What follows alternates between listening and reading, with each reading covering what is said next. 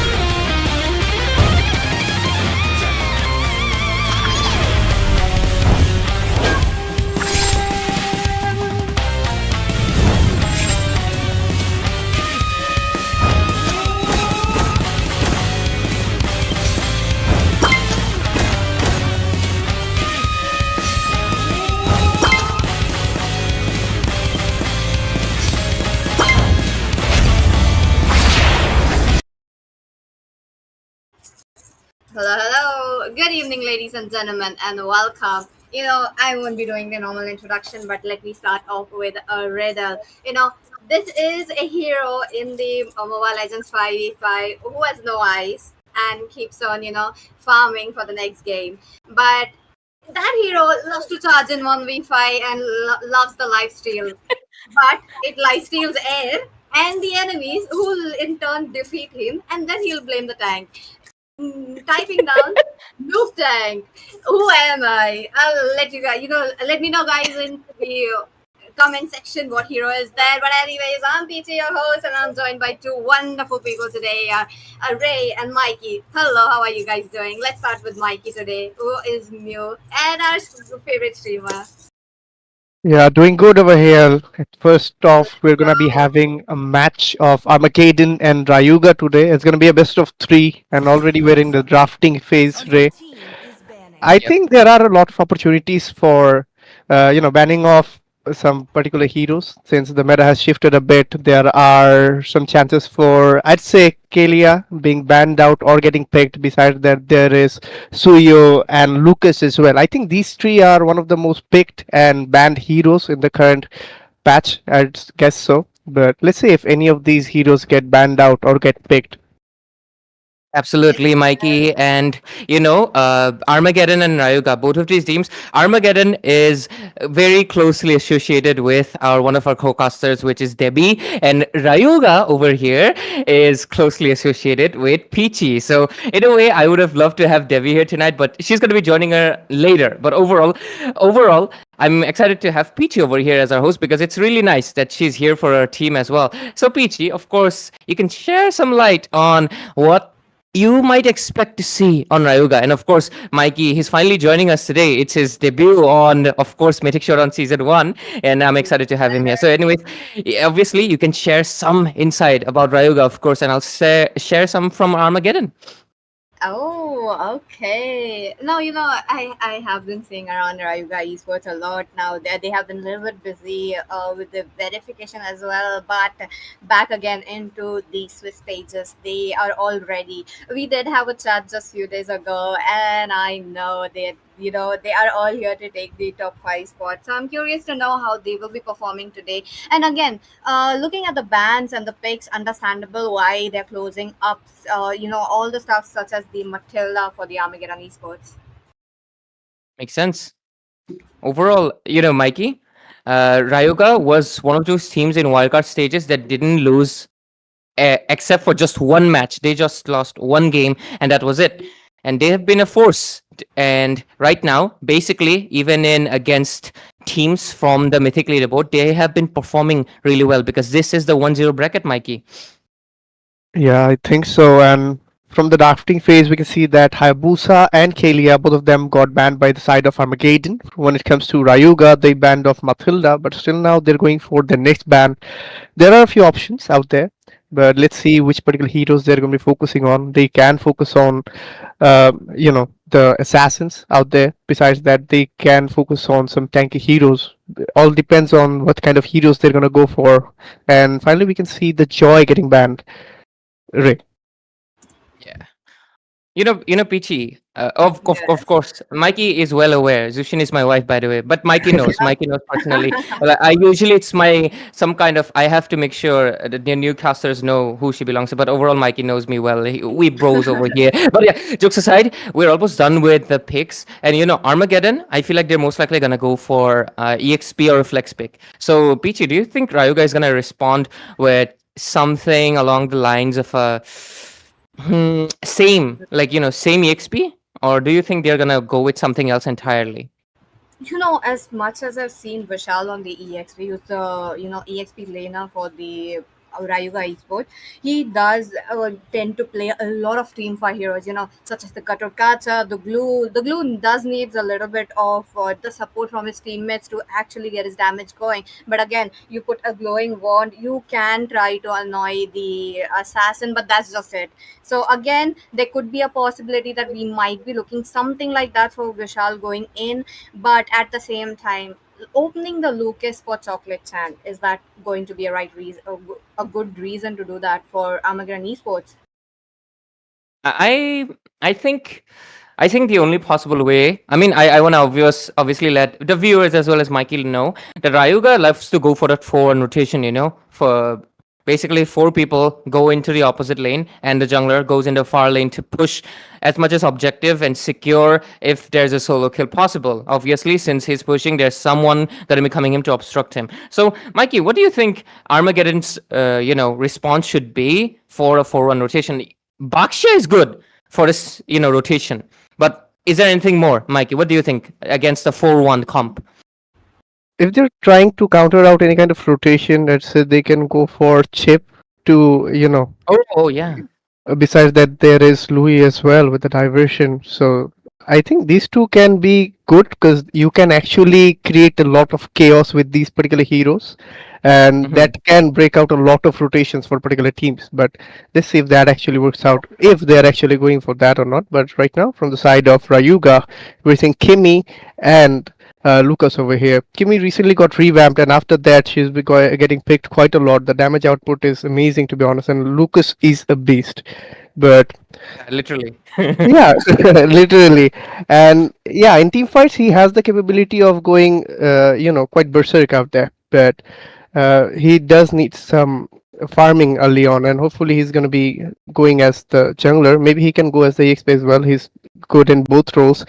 Granger and Farsa getting picked from side of Armageddon. Farsa with the feathering airstrike can cover up a lot of radius, and the damage Range. output from mid to late game is pretty good. And even if she gets level 4 during the first turtle, then there is a lot of opportunity for that particular team. For Armageddon, they will have a good opportunity to secure the objectives over here. And Granger, he's pretty good after the revamp, because you can just continuously go with the Rhapsody and also with the Sonata. Right.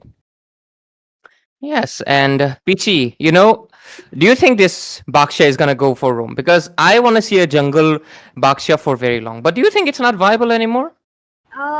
Again, it just depends on the player though. I feel like Baksha Jungle is just too easy to spam.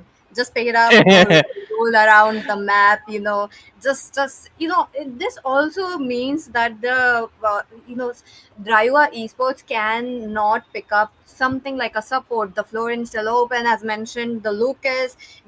I knew it. They banned up the Zushin, they banned up the Kalia being one of the signature hero for Rocco. I feel like him, this would be the safest ban to go ahead for. So yep, doing all of this, they are trying to close down as much as possible, but they Armageddon esports have that range. They have that Granger, they have the feathered airstrike on themselves as well.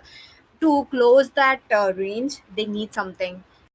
Maybe okay, a little bit possibility that they could push Ezekiel to with the Kimi into the mid and pick up the Moscow.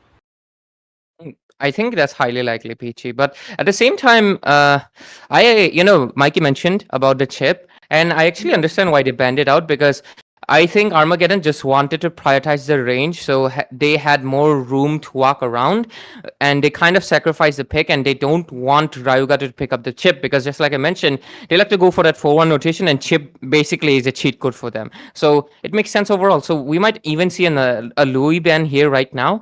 But let's see, just like you mentioned, it is very possible that this might just be a Kimi mid lane, and there could be a Moskov coming in, because Moskov SOD really counteracts that 4-1 rotation, doesn't it, Mikey? Yeah, it sure does. But unfortunately, if they go for Moscow over here, the problem Rayuga will face is with the overall durability of the team. Because already they Yes. went for three particular heroes that are decent enough for durabilities, but they aren't that durable like the tanky heroes out Yeah, there. yeah. So in team fights, that can be a bit problematic. They will have to hold on till the late game, but I don't think that will be a big risky move for them. So it's quite unlikely.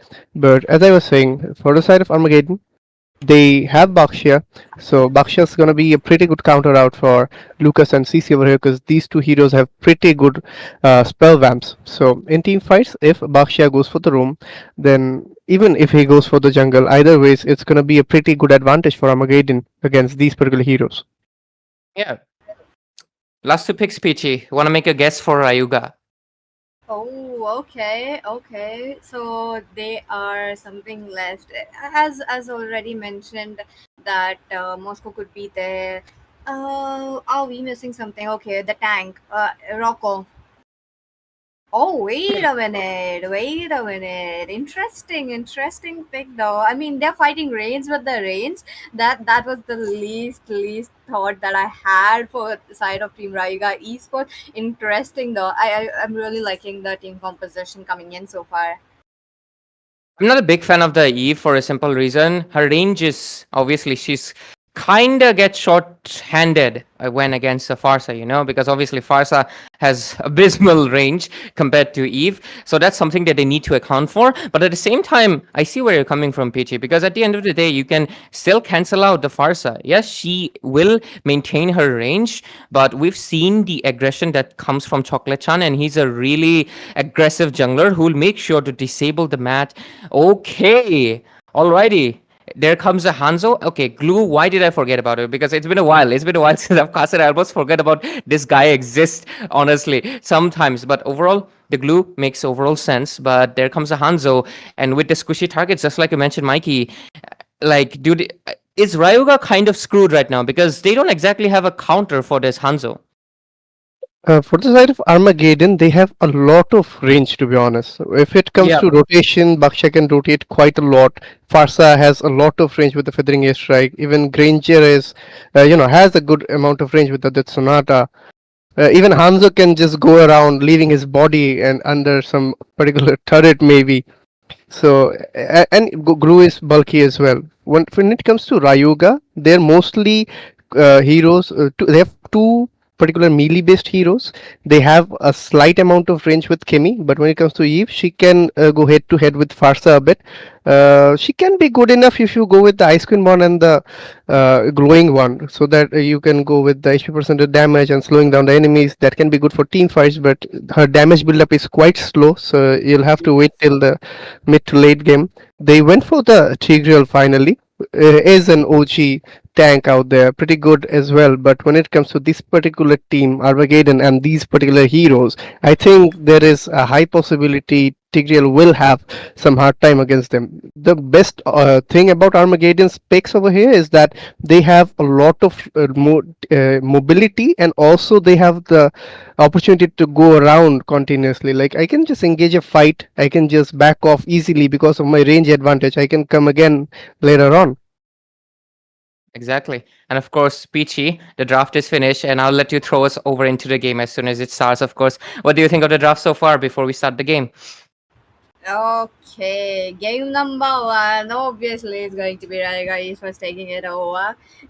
As you guys already know, I'm supporting. And with that, Mikey and Ray, take it away. Go enjoy. Absolutely. Thank you, Peachy, for being this beautiful host and assisting us. And right now, ladies and gentlemen, welcome to the first game of the evening. This is going to be a best of three series of the round two of the Swiss stages. 1-0 brackets. And let's see how Armageddon and Rayuga, two of the teams that have been making noise throughout the wildcard stages, can perform against each other. I'm your caster Ray, and I'm joined by Mikey Kun today. So, Mikey, of course, we've already discussed the game and the draft. And overall, we are basically favoring the draft of Armageddon. So let's see how Rayuga can exceed our expectations.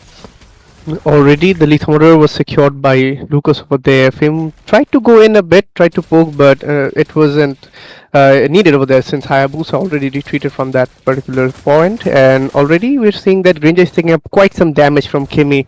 And yeah, there is a possibility of Hanzo rotating towards the bottom lane. Fim already took up quite a bit of damage, but will retreat safely. Ray. I mean, it is honestly, yeah, Kimi honestly dominates against most marksmen, but oh, what just happened in the mid lane?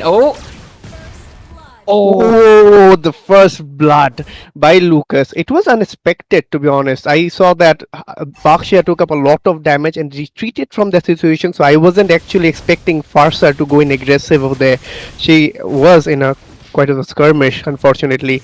In the top lane, we might see a rotation from Eve and CC, but we can see a rotation in the bottom lane as well. Granger is in a pretty safe spot unless a flicker is being used in the bottom lane. Turtle always spawn in the top lane. Streva in the top lane. Blue is pretty safe. He won't be rotating unless he goes for level 4 maybe.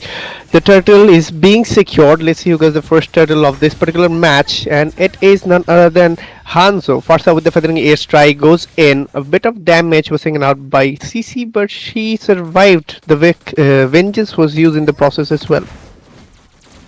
Onto the mid lane though. Look at, they're trying to go in for the engage. Can they do it? I don't think so. Already the real world operation being used. A lot of damage put up on Fame. Maybe he'll be taken down. Lucas took out Bakshi over there in the process. Already the kill score is 0/2. Rayuga took out 2. Right now the goal advantage is still on the side of Rayuga. They have about 1200 gold lead. That is pretty good for about 3 minutes of the match. I was expecting Armageddon to do better because of their overall advantage in the ranges, the team fight advantage. They had that, but they are unable to do anything because Rayuga is coordinating amazingly. Fame again goes in. Will it be a fight? Tigreal is trying to retreat over there. Hanzo goes in with the ultimate. CC is trying to poke up a bit, but retreating is the best option maybe. Lucas goes in. Ryota was taken out in the process. Pretty low HP Bakshia, so I think Granger should retreat as well because he might be cornered out again. Rayuga's aggression just does not stop in any second, and they're just making sure that once they've caught on into that snowball effect, they're really utilizing it. But Hanzo gonna defend that lane. Rocco gets taken down. Glue over there. In the bottom lane. Glue is trying to poke up a bit. Farsa will go in, feathering air strike, and CC was taken out by Glue in the process. Granger is trying to do a bit of damage, but Bakshia was trying to defend as much as possible. Took up a lot of damage. Kimi will retreat.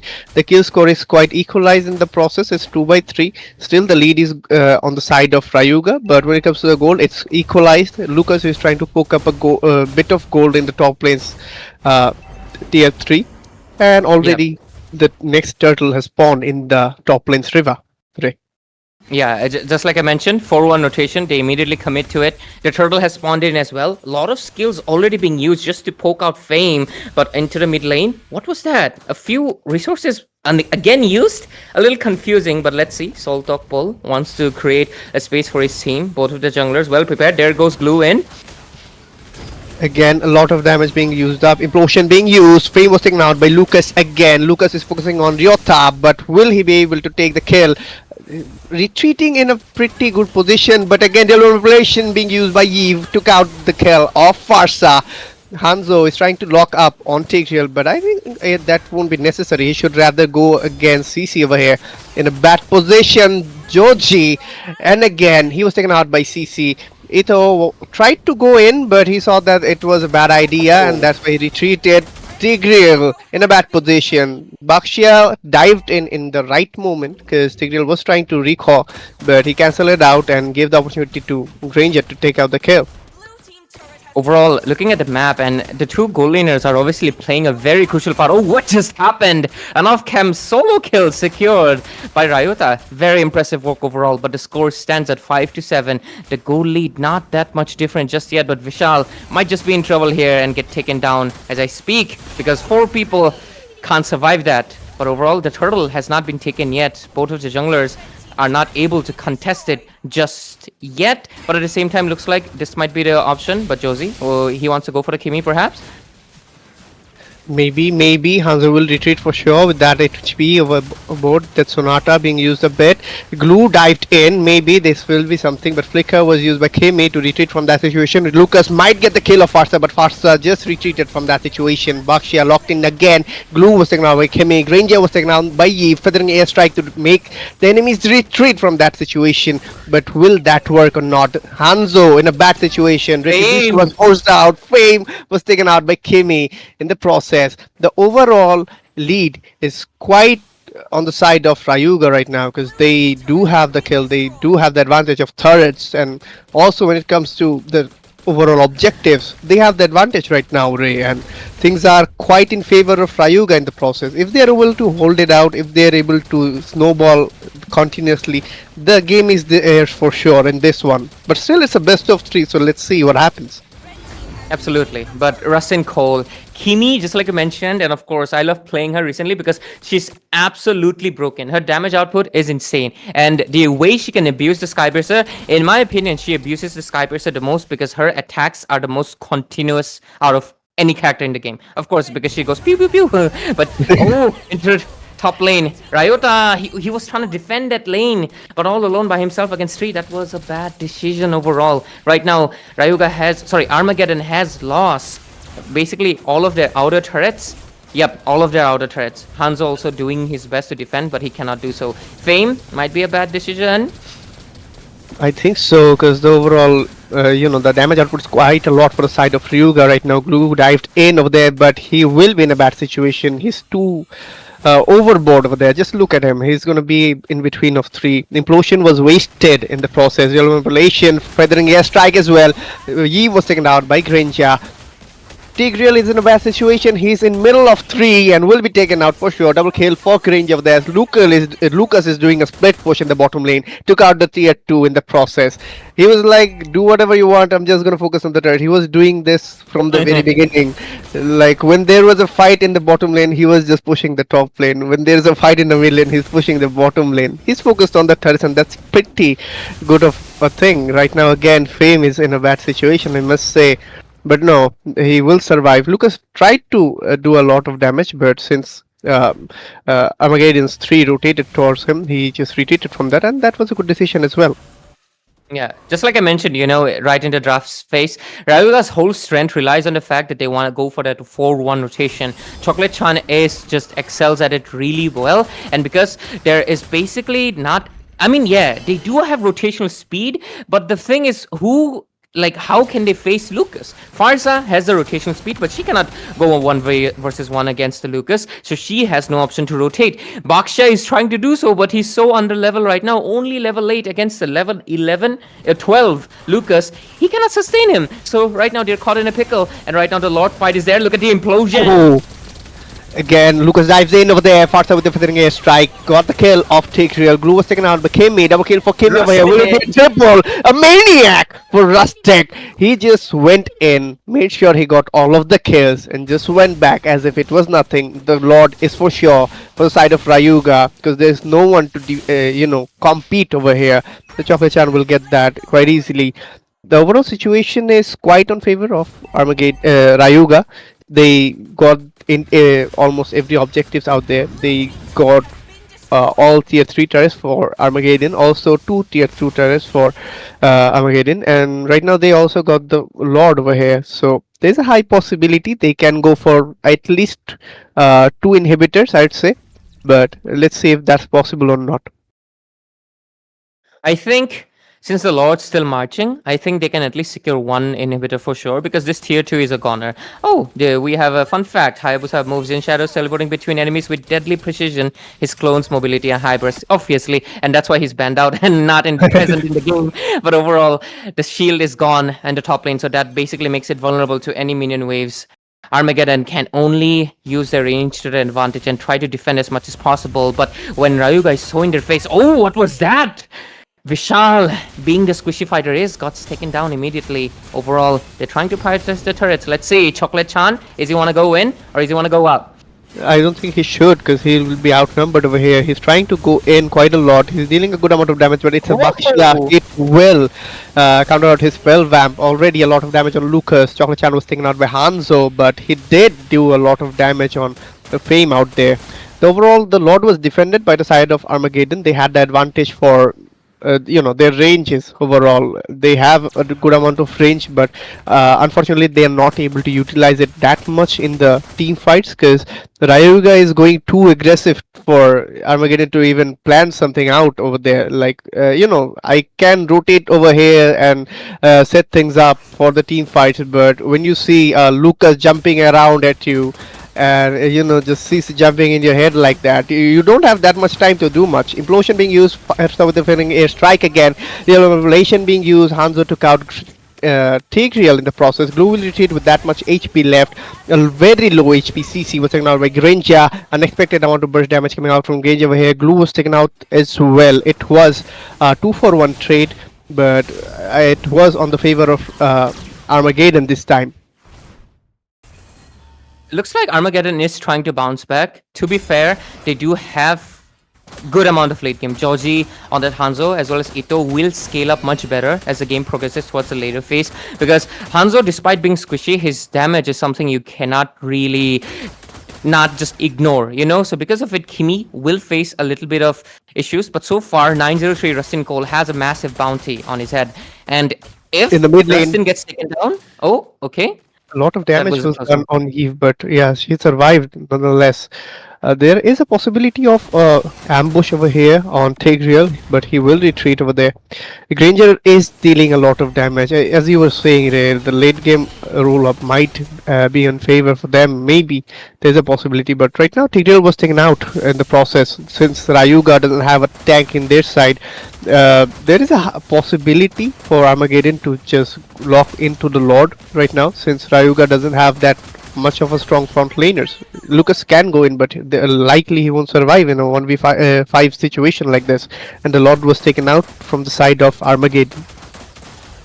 Yeah, Armageddon is bouncing back immediately, but for how long? Because look at Rayuga, they go in. A very bad decision for Armageddon to take up a fight right now. Already Eve is taking is being taken out by Double secured by Granger. Lucas is trying to retreat from that situation. Already, three of Rayuga's teammates are, taken down in the process. Hanzo goes in again. Trigger is trying his best to keep Lucas safe over here. Ryota is trying to find an opening as well to deal as much damage as possible. Maybe right now Armageddon is going quite aggressive. They took out the top lane's inhibitor, but will these two are going to be enough for the base? Maybe not, because already Armageddon is locked onto the base, and with that, the first round is secured by none other than Armageddon. Did you expect that, Ray? Did you expect this kind of a turnaround in the very last moment? If I say yes, Rayuga is gonna come after me and they say you're very biased, bro. What the hell? But to be fair, I was basically seeing that the first lot was defended too well, because if you notice, there were three people occupied taking down Chocolate Chan, who also triggered his Winter Crown, yet there was no penetration into the base, no inhibitors taken, and that basically showed that Granger alone was becoming a one-man army. He was able to hold off that lane all by himself, despite the fact that Rustin Cole was sitting at the KDA of, look at him, 914. At till the last moment, he had 0 deaths. And Ito over here taking him down. The moment he took him down, complete 180. And that's the moment, basically, Armageddon won. A full clapback was basically cooking up perhaps from minute 1, or maybe it was a luck by chance. I'm not really sure. But one thing is for sure, that Ito's performance on the Granger has been excellent throughout this tournament. And Rustin Cole also has shown to be a massive threat with the Kimi. So I'm just going to wait for the game number 2. And the bands, I'm curious if they're gonna leave or they're gonna play into the ego. But overall, hey, our host is back. Hi. Muted. Am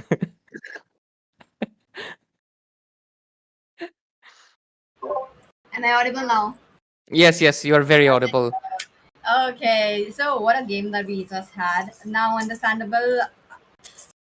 For Rayuga Esports, the aggression was there, but aggression is never the answer for everything right there. I think they just got to know about it in this match, and I am curious to know what they will be bringing into the game number 2.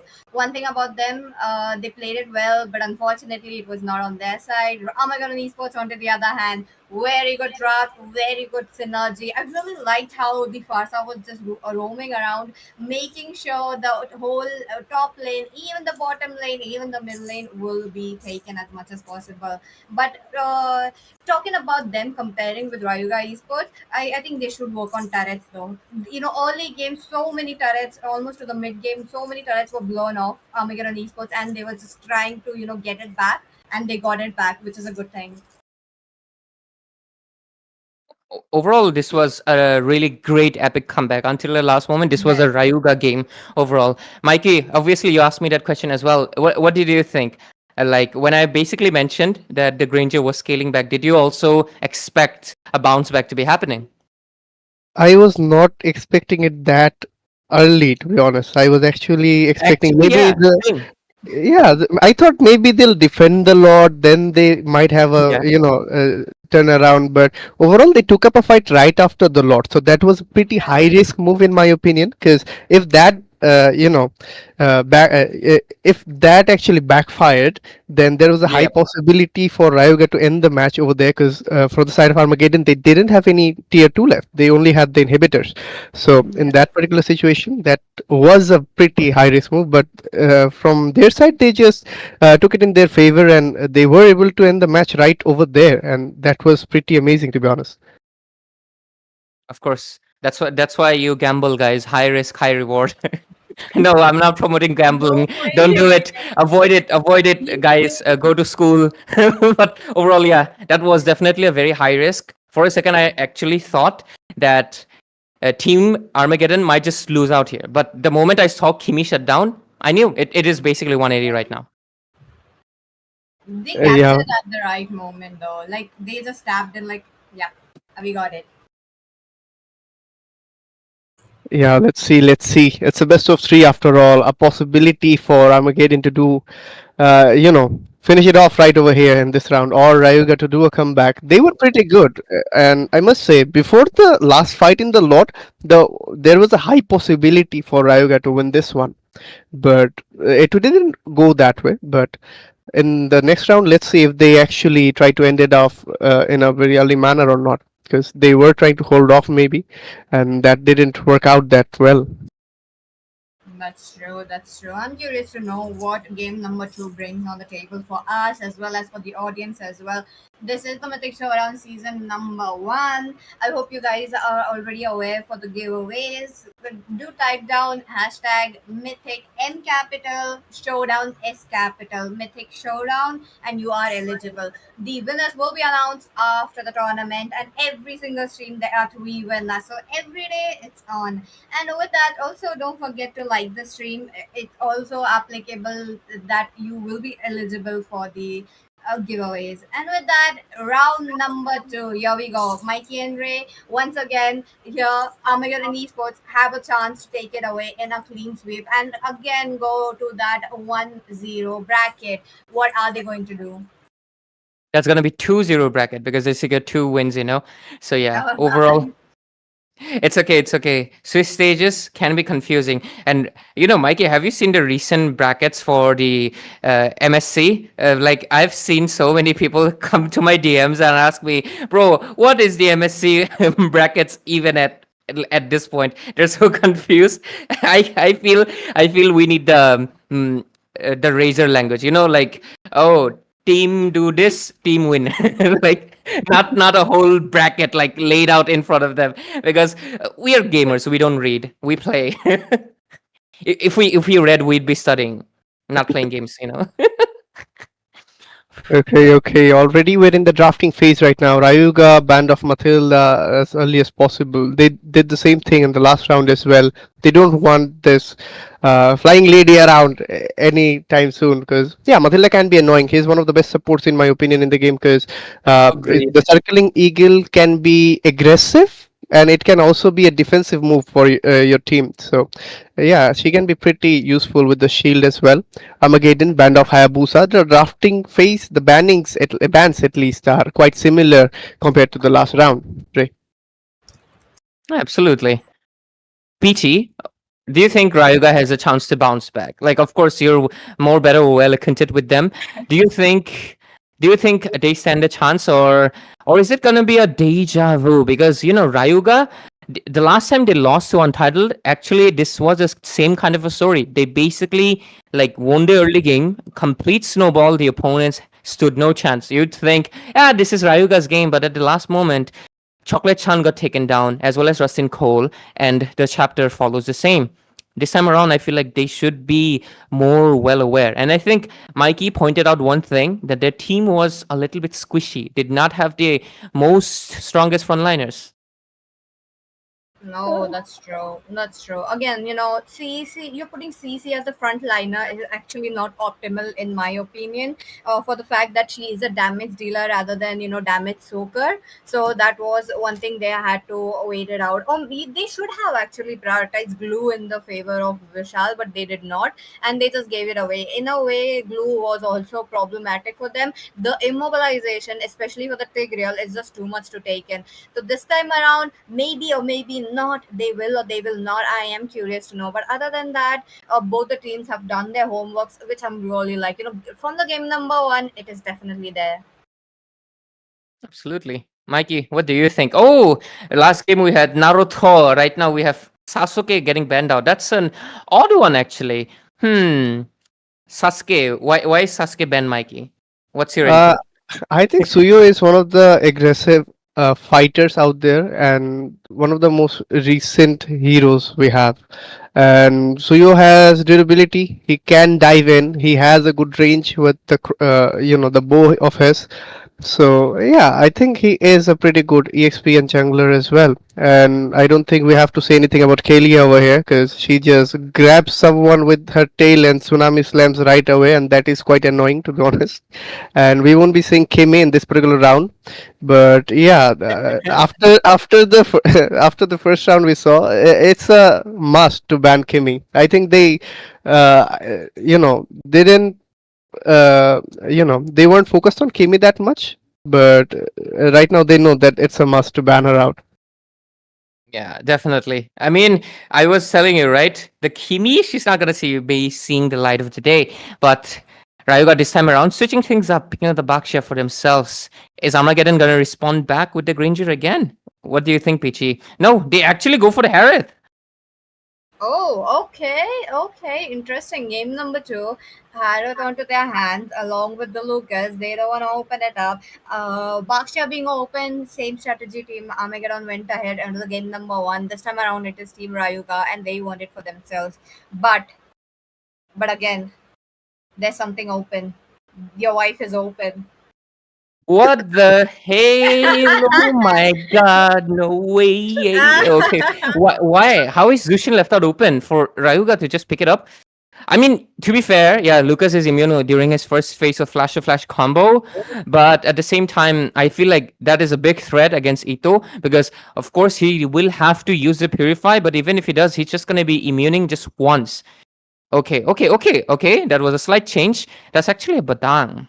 Badang and Lucas, both of them are immune to CC. In a way, that is actually good. Against Zushin, it's good. And even Rayuga is not really prioritizing it, and instead they go with the Phoveus and the Harith. So, Mikey, so far, like the three priority picks from Rayuga, I feel like it's really heavily. It's very sustainable because yeah, Harris with the shield. We already know Phoveus is a whole tank, and Bakshi, of course, and the Granger. Do you think he'll be able to penetrate them? There is a possibility. Again, when it comes to Armageddon, they have two bulky heroes, that's Lucas and Badang. Badang can provide a good amount of crowd control as well if you can continuously spam the passive of his. When we talk about Rayuga, the Bakshia can do wonders with any spell vamp related heroes. Again, there is a Lucas, there is a Badang, so I think they'll do pretty well with this one. I'm pretty interested to see about what the Harith can do because Harith has a pretty good damage with the Chrono Dash, and the Zaman Force actually lets him to continuously dash around. So till now, when we talk about the overall picks for Rayuga and Armageddon, Rayuga has the durability, but Armageddon has a bit more damage till now. But that can change after the next four picks that are left. But right now, we can focus on the bans, Ray. I'm actually surprised. I'm honestly surprised that Zushin was left out open to this point, but at the same time, just like I mentioned into the game number one, like both of these teams, as well as I feel like recently into the meta, because of the fact that assassins are not exactly the most favored anymore. Yeah, Hayabusa and Hanzo, the ninjas are exceptions right now, but other than that, it's mostly tanky heroes that take the lead. And because of it, I feel like since that's the case, not a lot of people like to prioritize the mid laners much early on. And because of it, the Zushin got sidelined. Funny enough, though, I understand why Rayuga didn't pick it up. For a simple reason, there's two CC immune heroes that Zushin will face trouble with. But overall, last ban from Rayuga. Peachy, make a guess. Okay, now ban coming in. Okay, Zushin already off, understandable. It shouldn't be open like that. Come on, man. Keep your wife to yourself, Ray. Of course, Anyway, but I love seeing her. I love mage. seeing her playing. Yeah, of course. It should be a mage, It should be a mage or maybe a fighter, something like a glue as well, given the fact that Armageddon Oh, Esports can pick it up, can put the barang on the roam, EXP glue. I feel like this should be the glue. no, it's Gatotkach, the mighty Gatotkach. Actually, fun.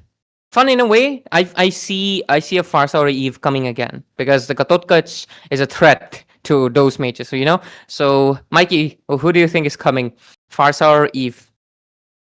I think Farsa would be a better option, but if they want to go for better team fight oriented heroes, I'd say that'd be Eve. But we're seeing neither of them. We're seeing the CC getting picked off over here. I'm pretty confused right now because we're seeing Badang, Lucas, and CC. Who's gonna go for the mid lane and who's gonna be the roamer for their side? But whatever, we'll get to know after the 5 picks maybe. From the side of Ryuga, they'll have to go for the last 2 picks of theirs. Right now, they will need marksman on their team, and yeah, there are a few options. Do you think they can go for Moskov, Ray? In this game from Rayuga, I think it's No, not Rayuga. Sorry, what am I even saying? Actually, both of them have gold laner. So yeah, no longer. I almost forget that Harris is not a gold laner sometimes because this dude doesn't scream like a gold laner to me. You know, even though I played him for so long, his face just doesn't scream like, yeah, I'm a gold laner. He looks weird. I'm not being, but okay. What is that? Rayuga pulling up with that Ling for Chocolate Chan, one of his signature picks, I know, but it's been a while since it's worked. And Chow into that EXP to counter that Whoa, CC. whoa. Rayuga, they're cooking too much into the kitchen. Someone get them out.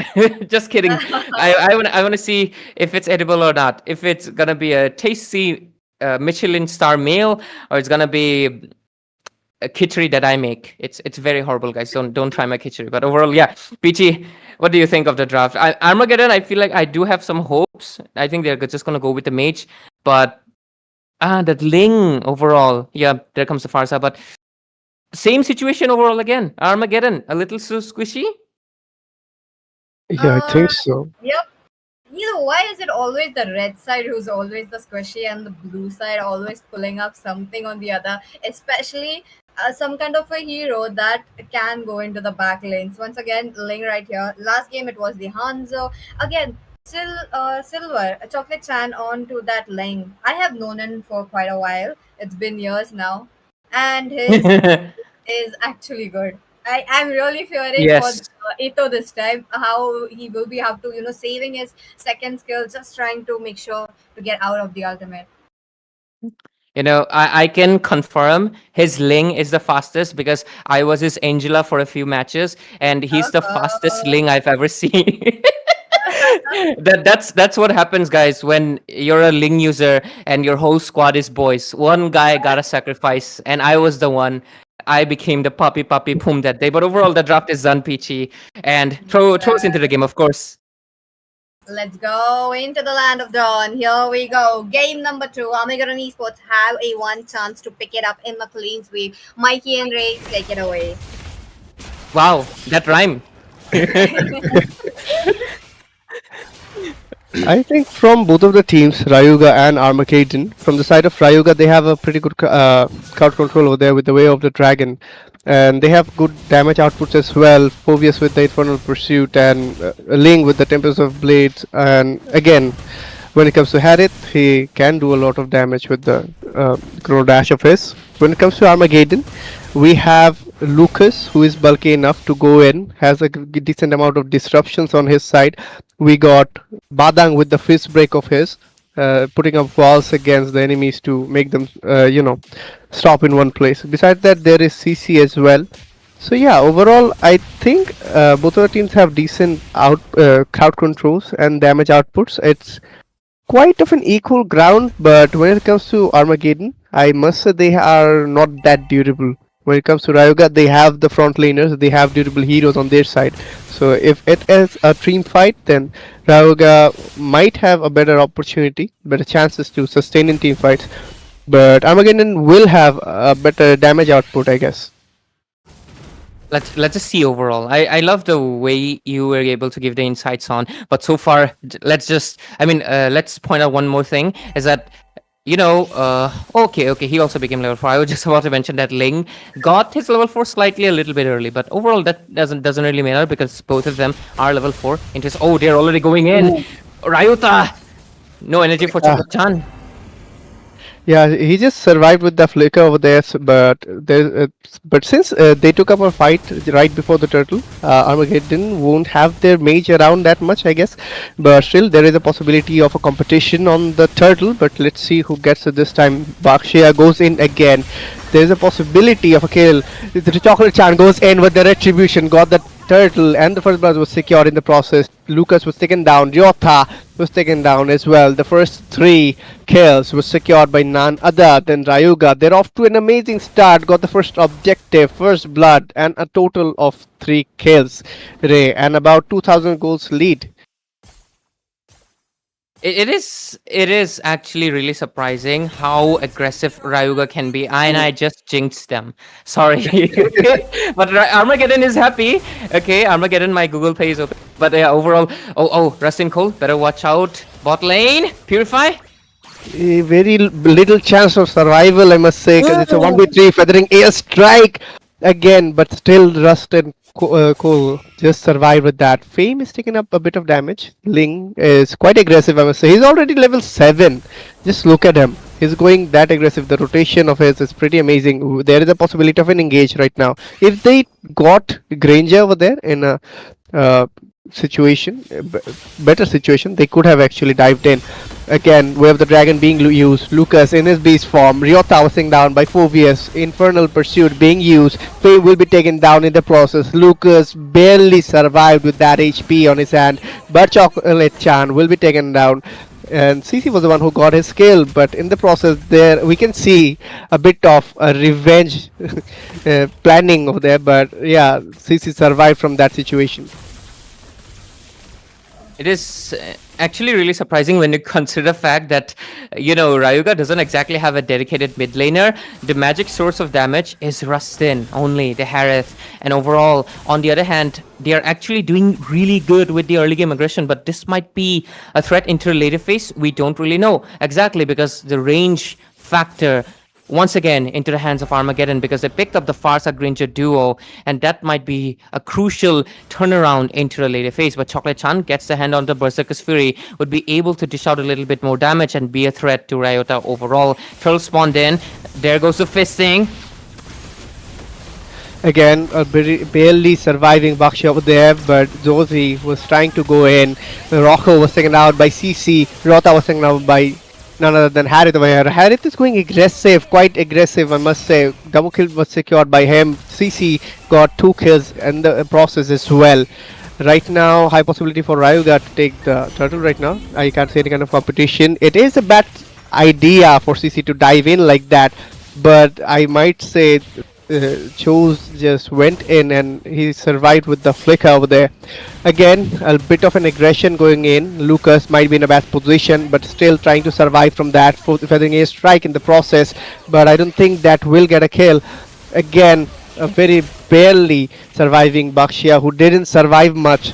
And again, we can see that Badang is trying to retreat from that situation. Chrono Dash being used by Harith, but Harith will retreat from that situation. Infernal Pursuit by Phobius, but he was taken down by none other than Granger. Overall, the kill score is 8/7. Both of the teams are going really aggressive. They're getting one kill after another.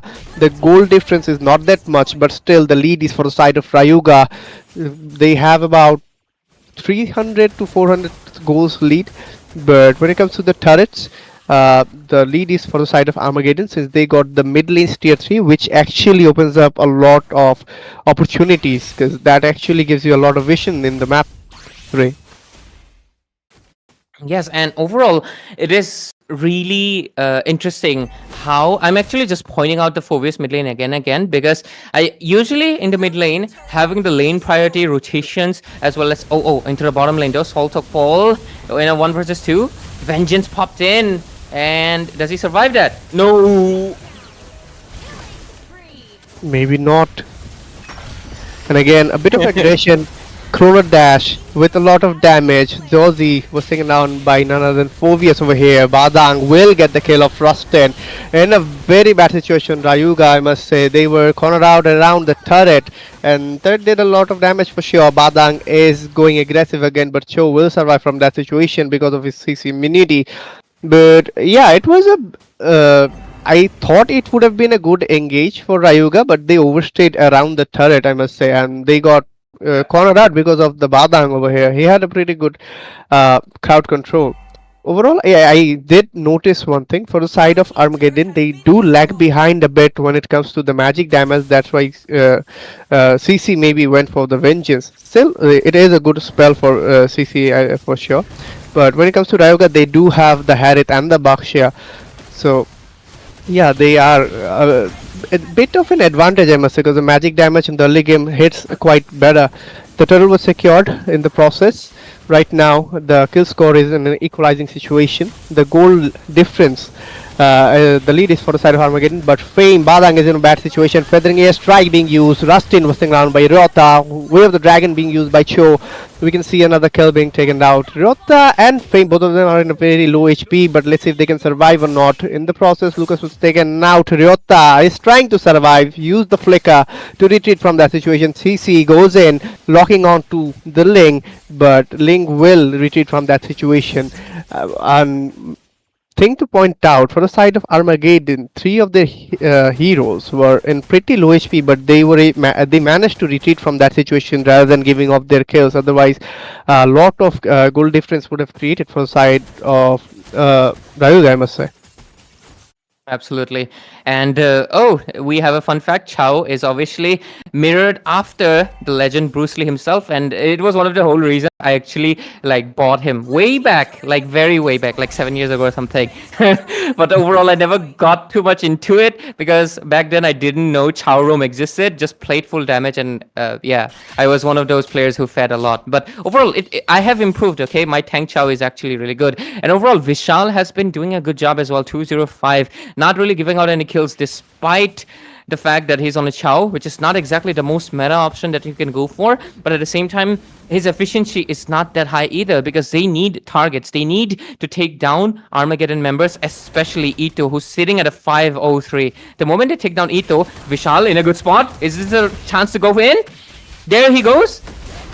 Again, a very low HP Ryota was taken out by Rustin. Continuous crowd control being used. Vengeance was forced out by CC over there, but she'll try to survive from that situation. Infernal pursued by Phobius. He might go aggressive. Baksha is trying to lock on to someone, but he will retreat since the Lord has spawned. I think both the teams should be focusing on the Lord instead the fight. So now Lucas is trying to deal a lot of damage. Phobius is barely surviving in that situation, but will be taken out by Lucas. Harith with the chrono dash and a lot of damage. We took out CC in the process, but let's see if they can survive. But no, Lucas did give off his skill over there to none other than Harith. Harith is still in full HP, and that's quite amazing. The overall spell vamp of his and the shield he gets in team fights, that's crazy because it just makes him immune. If you don't have any kind of strong crowd controls, you can stop him, you can survive from him for sure. Absolutely, and so far this game has been a tug of war. Well, at first minute Rayuga was the one leading, then Armageddon bounced back, and from that point on Rayuga was facing troubles. But right now, just like in a tug of war, the rope is into the favor of Rayuga, as right at this point, as they take the Lord, they have the kill lead and 2000 gold lead on their hands as well. Right now they might be able to take the mid tier 1 as well as bottom tier 1 already taken, top tier 1 also taken as well. So a lot of map control being lost out from the hands of Armageddon. This time around, they're struggling again. Can they make a comeback? But into the top lane, Ryuta just dodging it out. Both of the skills, because look at that, Vishal doesn't have the flicker anymore. So good resource getting taken down. Tier 1 mid lane falls, and basically the map is turning quite blue. But at the same time, Mikey, it is very impressive that Armageddon have also basically cleared the whole top lane from the hands of Rayuga, and either of these teams takes the next Lord, the inhibitor on that top side is gonna be in jeopardy. So overall, this is still anybody's game. So let's see what happens. We still have 80 seconds left for the Lord. Which team goes in for that? Looks like Armageddon wants to be the one to go in. Look at the fisting. Ooh, again Vadang goes aggressive with everything. A strike by the Farsa. Lucas is going in like a beast. He is again, but he was taken out in the process by Rustin. Rustin is just going aggressive. I can't see his HP bar going low at all. Triple kill being secured by him. I want to see the build of both of the teams. Do they have any kind of anti-lifesteal on their side? Yeah, okay, wait. Oh, they do have the glowing one for Farsa, but I don't think that's enough. They needed a dominant side ace at least, because just look at him. He's just going in with that much spell vamp, with that much of a shield of his in team fights, and he's surviving. He's doing a lot of damage, and I don't think they're able to pin him down with any kind of strong crowd control on their side, from the side of Armageddon, I mean. Yeah. Honestly, it is quite low because Barang doesn't have dominant size, CC doesn't have the dominant size, and you should have that for a simple reason. It's not just for the anti heal, you need the armor against Ling, who's sitting at 10.1k gold right now with 4 items. Blade of Despair, which is basically the most expensive item in the game, and just basically cements the lead that the jungler for the Rayuga has right now. And they don't have proper physical defense. And because of it, I feel like they're getting bursted out much easier, especially considering the fact that there's also too much physical damage. Because look at them, they have a Phobius mid lane. I feel like not having the dominant size is really affecting the team fights. And right now, Rayuga is the one who actually bought it first. So that is going to be a negative point in this team fight right now. Until they get the dominant size, Rustin Cole will be able to regenerate if the Farsa is not able to land her shots. And at the same time as well, physical defense. But right now, the Lord Dance has begun poking left and right. Ito buys the Wind of Nature, so might be able to survive a kick to the face, or maybe the Ling's Blades. But let's see. The Lord fight. Lord getting chunked down 50%. Chocolate Chan. Josie was taken out in the process. Fitting a strike again. Rock was taken out by Ito. Ryota was taken out by Cho in the process. Again, we're seeing a pretty low HP Cho, but he used the flicker to retreat from that situation. Already, we're seeing a 2-for-1 trade, and the favor is for the side of Rayuga right now. They might go for the Lord, and high possibility they'll get it as well. The retribution was used by Chocolate Chan, and he actually got the Lord in the accurate time, I must say. The unfortunate thing is Armageddon doesn't have any kind of strong magic defense as well. They didn't have any radiant armor that they needed because for Harith and Bakshia. I mean, because both of Yes. them can deal a lot of damage. The continuous damage output can pile up, and they don't have. It's quite unexpected. I didn't expect to say this. The overall situation is Rayuga can be stopped if they can focus on their core damage dealer, for which I think right now is none other than Harith. But to counter out him, you'll have to get magic defense and also the anti lifesteal, which is not there for the side of Armageddon. But if they get it right now, but let's see if anything can happen or not. Yuta was taking a lot of damage, retreated from that situation. Granger with the Death Sonata, and sorry, the Rhapsody. And again, a fight has broken out. First with the feathering air strike. Infernal pursued by Phobius. Lucas tried to dive in but will retreat from that situation. Chocolate Chan will retreat as well. Lucas might be in a bad situation if he goes in. And yeah, that was a good decision to retreat from that spot, because overall they for the side of Armageddon they already lost their mid lane's inhibitor. So the overall pressure is supposed to be a lot, and when it comes to Rayuga, they do have the gold lead right now, about 7,000 gold lead. So they will hit hard for sure. And to survive from that, they'll need some items, they'll need some defenses, or they'll have to think of another strategy. They'll have to ambush, maybe go after one at a time. Overall, one thing's for sure, just like I mentioned, if they take down Rustin Cole, it's basically could be again another bounce back that could come from Armageddon. But at the same time, like we've noticed again, and especially considering right now they have already, oh, look at the burst coming in from Rustin. Godlike. Just crazy. Again, we can see Rota is trying to retreat, but he won't be able to, maybe, because already he's getting chased down. The Temple of Blade being used by Ling. We can see the feathering air strike going in. Cho with the Way of the Dragon. Ryota was taken out by Chocolate Chan. Infernal Pursuit was used, still being used. Lucas in his beast form, so he won't have his ultimate right now to defend the base. Rayuga will lock onto the base for sure. Already we're seeing a fight breaking out, but Chocolate Chan is locking on to the base along with Harith, and maybe this will be it. But no minions left for Rayuga to push the base, but they did a lot of damage. If they can push a little bit more with the next wave, there is a possibility, but I don't think Armageddon will let them do so, because they are quite trying to recover the HP, so they will have an advantage. So it's better to go for the Lord for the side of Rayuga. Ryota, that move was honestly really hilarious in midst of 4 people. I've never seen a Farsa being so bravey, but so far, I gotta give it out to Vishal 3012, but he might just get punished, or maybe I jinxed it. I did! He gets shut down. And right now, not having one of the crucial frontliners, this could be a go signal, or is it a bait from Rayuga? Let's see, let's see. Already for the side of Armageddon, they're trying to poke up a little bit on the Lord, maybe to make a dance, to maybe start a fight. But for the side of Rayuga, they are committed to the Lord. They aren't trying to bait out or anything. They're going to lock onto it, try to get it as fast as possible. Since they have the had it, it will melt it down for sure. And Rustin already got the Lord. Farsa with the feathering air strike again. Fame is trying to give a lot of damage. Infernal Pursuit didn't actually happen right now because he was Phobius was taken down in the process. Bakshia was taken out by Granger. Already 3 down for the side of Rayuga. Things are not looking good for them. This is the second round of the best of the series. The first round was won by Armageddon. So for Rayuga, they should be pushing themselves.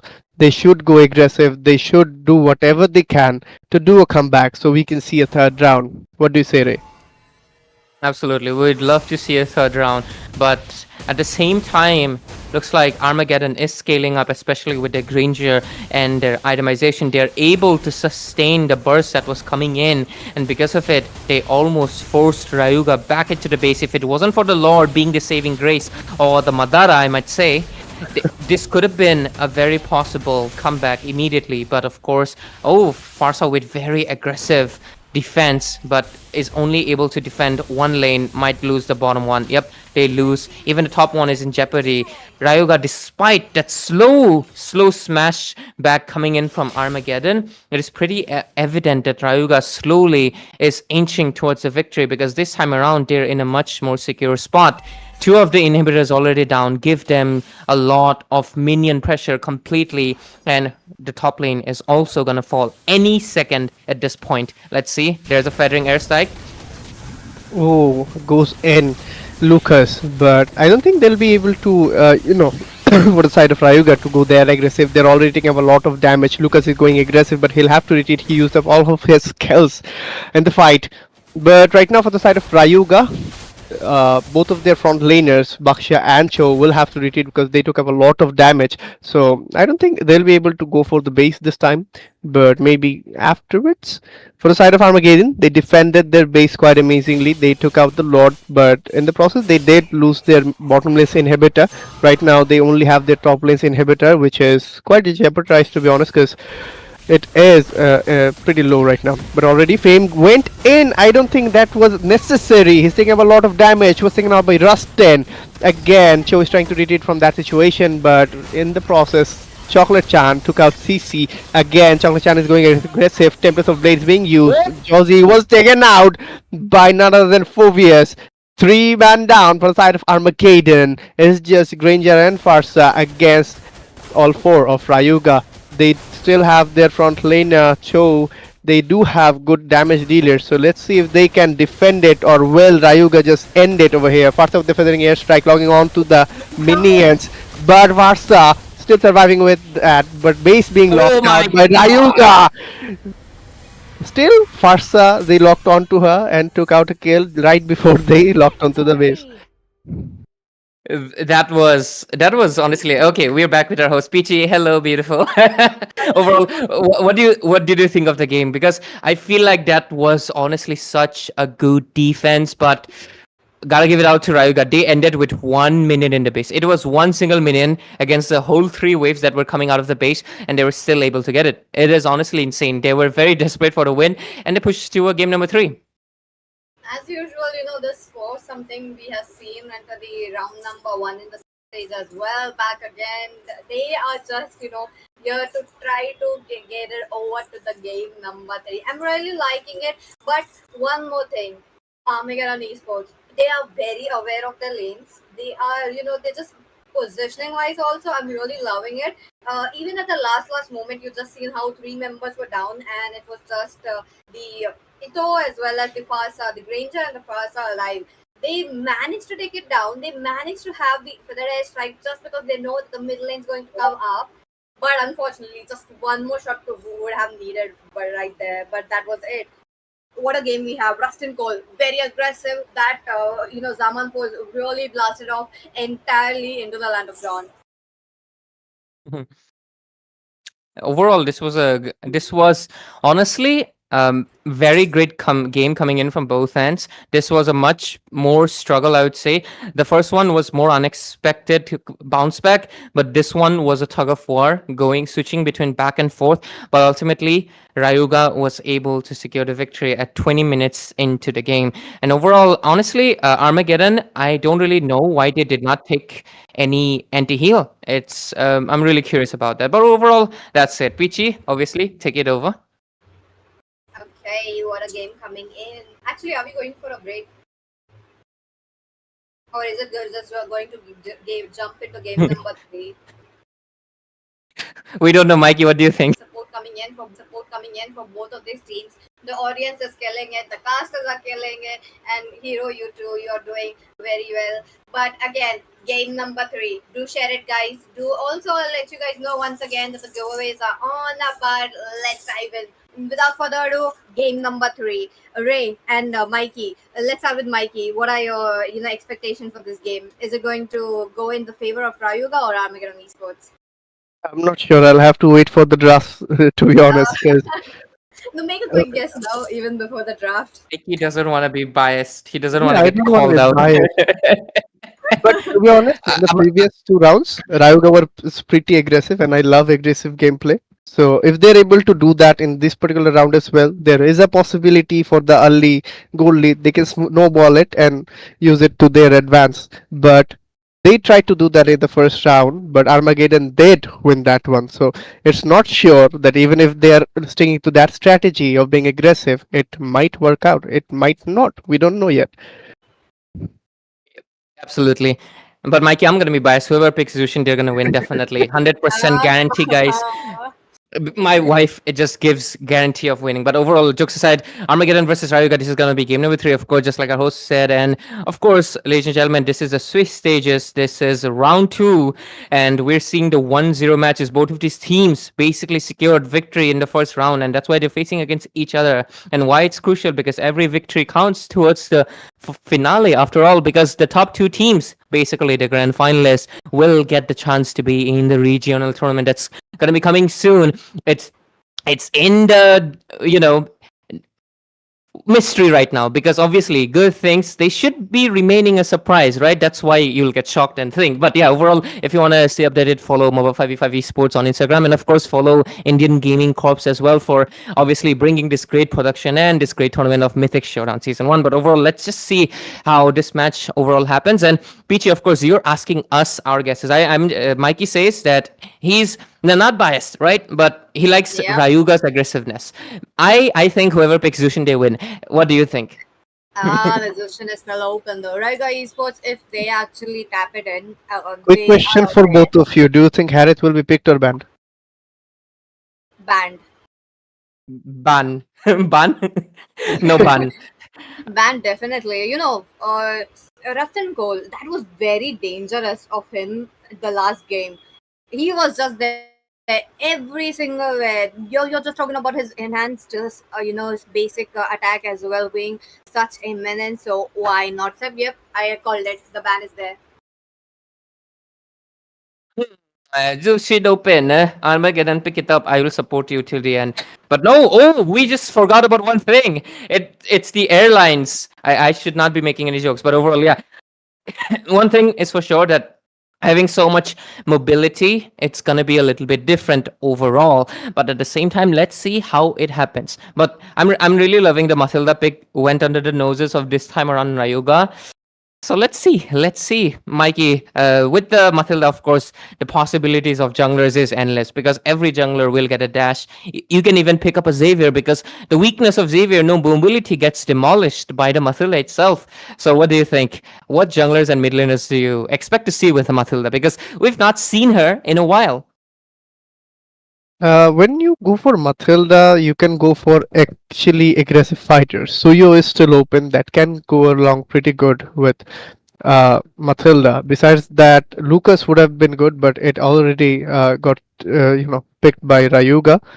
So any kind of aggressive fighters that actually are available. Let me think. I already talked about Suyo. Lucas got picked. Besides that, what junglers do we have? Fredin is not good right now, otherwise I would have gone for him. He's not that uh, good against uh, most of the junglers right now. But he can be a pretty good counter for Fanny. I'm not going to be seeing any Fanny in Rayuga in this particular one. But yeah. There we go. Oh, Armageddon wins, guys. Sorry, are sorry, you Rayuga. desperately waiting for Zushin, Ray? Of course. Right now, don't ask me anything anymore. I'm just gonna be focusing somewhere on the screen. On Zushin, of course, but somewhere on the screen particularly overall. But obviously, this time around, Pichi, the Granger is in the hands of Rayuga, and it's gonna go into the hands of course, Rustin. And he has been showing not rusty gameplay completely both games. The first match, I feel like slight blunder when he got snipe shotted, but this time around, he is the one who snipes. So let's see what happens. Yes, sir. Now again, Rayuga Esports with the tanky, beefy composition. I really like the glue pick, given the fact that it would be giving a little bit space for the team to jump in, trying to take down the backlanes as well. But now again, it's Chocolate Chan on that Lucas. They kept it open once more. They are not afraid of it. We're all talking about Team Armageddon Esports, which I really like the confidence. Yeah, absolutely. Overall, we've already done. They're really fast paced with the priority picks. Looks like they really know what they want for themselves. But overall, okay, Granger. Is a Moscow finally gonna turn up this time around, or is it gonna be something else entirely? They do have a good frontliner, good roamer, and I expect to see. Hey, hey Mikey?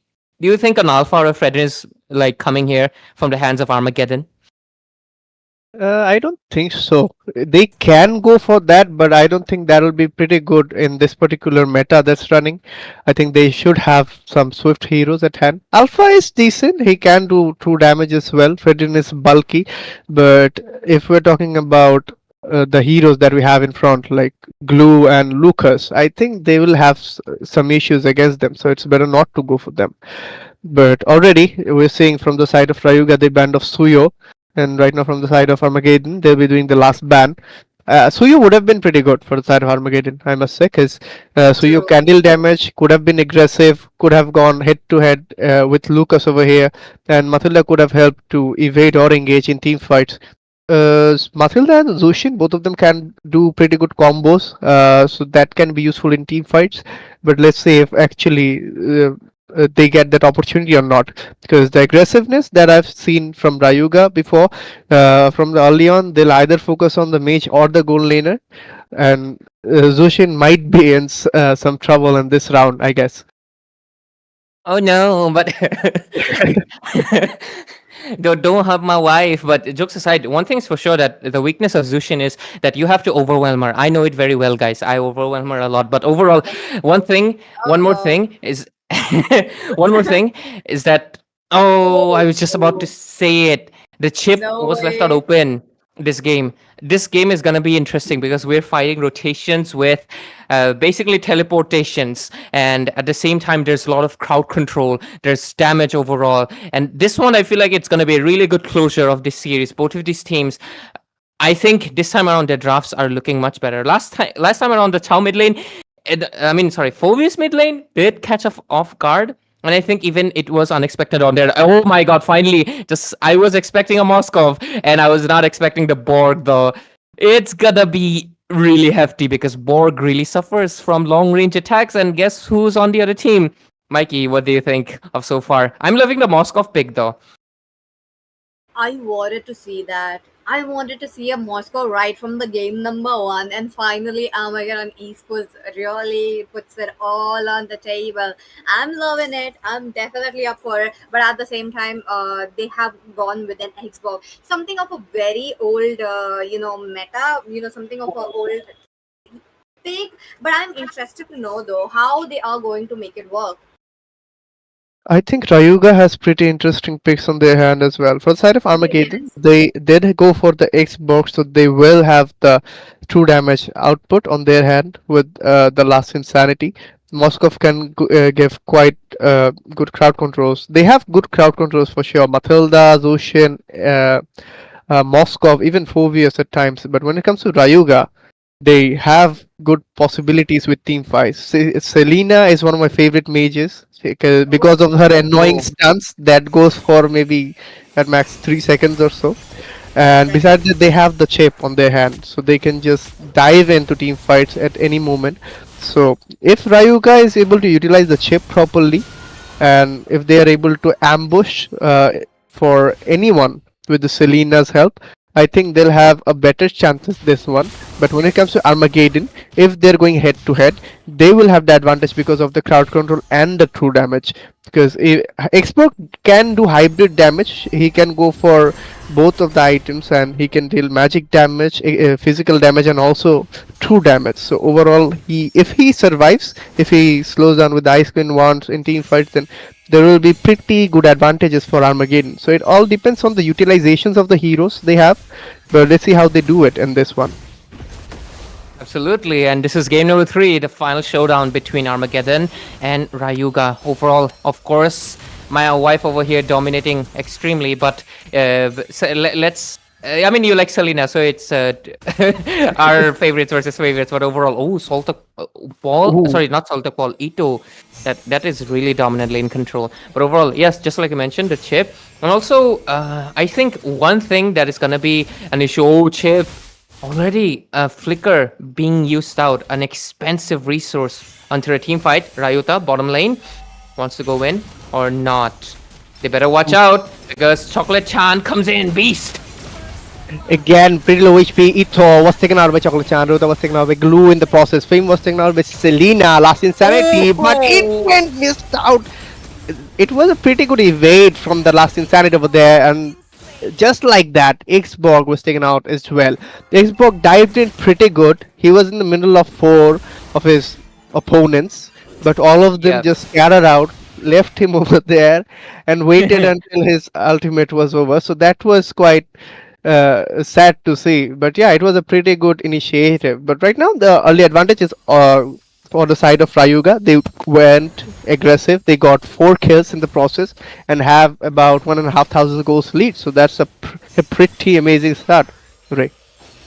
You know, Rayuga, time and time again, each game, they just keep capitalizing on that early game each second. I am really baffled how they do it. But right now, Vishal goes in with the glue. Xbox does get a turtle, but looks like this is a team fight. Again, the Last Insanity, Moscow with the Spear of Destruction, but yeah, that missed out, maybe. But yeah, right now we can see that Armageddon is trying to, equalize the situation. They are able to minimize the goal difference a bit. Right now, the goal difference is not that much. It can be minimized. Already, Fame is in a very bad situation. Teleport. All of the teammates shape over here, but let's see if they can actually utilize it, because they are going aggressive. There is a possibility. Rota is in a bad situation. He shouldn't have come around from that particular place. He got just outnumbered. Glue with his ultimate over here. Fame is trying to defend the bottom lane as much as possible. Infernal Pursuit being used, and Chip was taken out in the process. Fame was taken out by Rustin Core, and Glue might be in a bad situation, I must say. Phoveus is really aggressive. He's doing a lot of damage, stomping on anyone he sees, and just made everyone retreat from that place. That engage was really great from Saltopol. Like that flicker Infernal Pursuit, it really caught off Rayuga, like basically unexpected completely, a surprise move, and it worked out really well because they finally were able to secure a few kills, and the score sits at 3-7 and around 1.7k goal lead. Overall, I feel like this time around, Armageddon do have a solid chance because, of course, they have my wife. But jokes aside, one thing is for sure, that if this game goes late, Chips, basically, presence in the game will fall off short, and Mathilda will come out much stronger because, of course, Mathilda is not just for the rotations, it's for the shields, it's for the heals, it's for that Flask of Oasis, which basically comes in clutch into those team fights. So I feel like this time around, Armageddon, in my opinion at least, have a concrete, much better later phase. But at the same time, we've seen Ito time and time again, Rustin Cole, in both games, was able to come out on top on Ito. Ito did win the first game, but let's see what happens. This is the third one. The sides have been switched. Granger is on the other hand. Oh, there goes the turtle. Do we see the shortcut pop in? Maybe not, because Chip is taken down in the process already. We're seeing the last insanity being used, but I don't think it'll be that good of a thing to use it right now. Because yeah, as I was saying, he got taken out because of it, and Lucas got double kill over here. Ezekiel was taken out by Phobius nonetheless. Right now it's an equal trade because both of the teams lost two of their teammates. Let's see who gets the turtle this time. But Granger is getting quite aggressive. Phobius is waiting to stomp again maybe. And yeah, he started doing it again. Moskov with his continuous damage. And I think he'll be able to go for the chip again. He's continuously locked onto it, and Matilda was the one who finally got the kill, but it was mainly Phobius who did all the damage out there. Lucas managed to survive from that situation. He could have been outnumbered, and it was a good decision for him to retreat from that. Armageddon has the upper hand right now when it comes to the turtle, because there is no competition around the turtle, and yeah, they were able to get it. Right now, if we talk about the gold lead, it's for the side of Armageddon, but the amount is pretty low. It's about 400 gold lead, which can be equalized in any moment. If we talk about the side of Rayuga, they have the advantage when it comes to the kill score. But overall, the turrets, that lead is for the side of Armageddon, since they secure two of the tier 3 turrets of both off lanes. Ray. I think, it's really well impressive how they're really able to counter maneuver the chip extremely well, and they're really doing a good job at it. Overall, I'm loving it. But let's see, the game is still in the early phase. It's still 7 minutes in. Until we see the 12 minutes where the mid game goes in, that's what I feel like most of the time.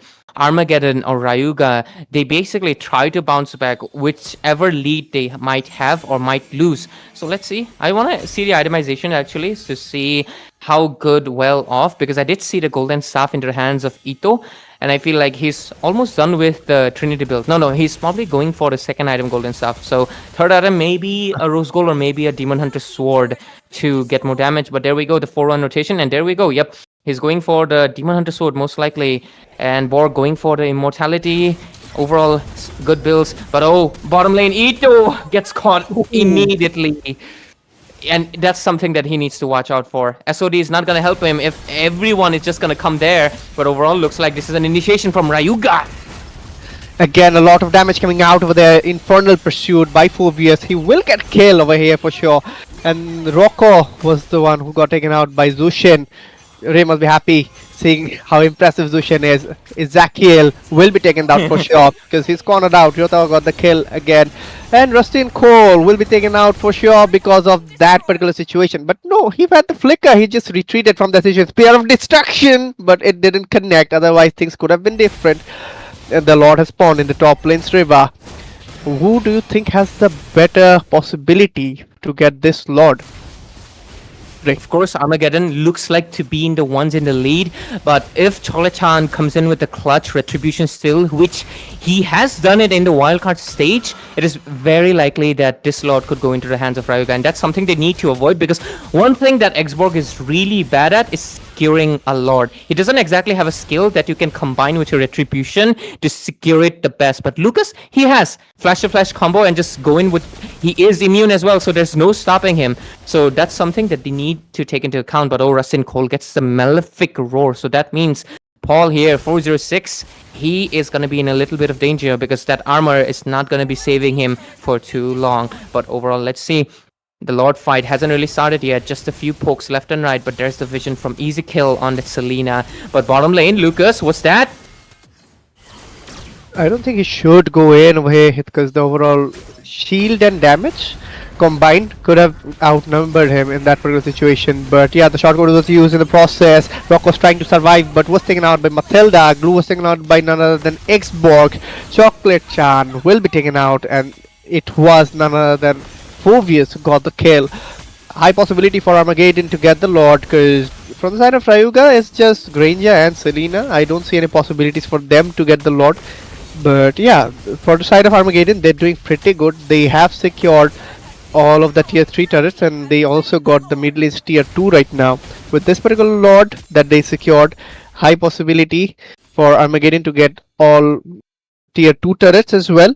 And maybe, just maybe, one inhibitor. What do you think? think the mid lane inhibitor is almost warranted, but there's a shield. If they are not able to take out the shield will take out 80% of their Lord's HP, which is a very negative trait for themselves. So I think they should definitely try to pop it. But looking at how well guarded it is by the hands of Rayuga, if that's not the case, I feel like this is going to be an easy Lord defense. Actually, not a lot of people take into account of how strong that shield is. It's basically anti-Lord in the early game. But let's see. Oh, there comes the chip. Moscow they just retreated from that situation. Yeah. Otherwise, things could have been different for sure. Lucas is trying to just defend the Lord over here along with Glue. The Lord will be defended for sure, but I don't know what happens afterwards because the minion pressure is going to be quite a lot, I guess, in the bottom lane. But yeah, since the overall defense of the inhibitor, they will be able to defend it right now. The goal difference that we're seeing is about 5,000 goals lead for the side of Armageddon. They are going aggressive in the mid lane. Moskov is in a bad situation, but again, Selena trying to survive. Spear of Destruction. Moskov got the kill. Again, Infernal Pursuit being used. Double kill secured by Granger over here. Rocco was taken down by Zozzy. And again, we're seeing an aggression coming out from Armageddon. Infernal Pursuit is still going on, but unfortunately he was taken out. And Rustin Cole did an amazing job over here. The damage coming out from Granger is quite intense right now. The aggression coming out from Armageddon actually got me scared. Like, what are they doing? But yeah, Rayuga did a pretty good job defending their base. But yeah, just like we discussed, the mid inhibitor is a goner. So that basically means that next Lord or whatever it might be, even a wave or an engage or even a slight misstep from the hands of Rayuga could basically mean a potential end, because Ito on that Moskov, he's basically a base annihilator. Moskov just makes your base disappear faster than... I'm not gonna say that, but overall, one thing I want to see the builds is that has the Xborg gone for a full tanky, or does he have the Ice Queen wand? Like, he doesn't have, actually. He's going for full defense. That's interesting. Makes sense though. He doesn't want to get taken down by Rustin Cole.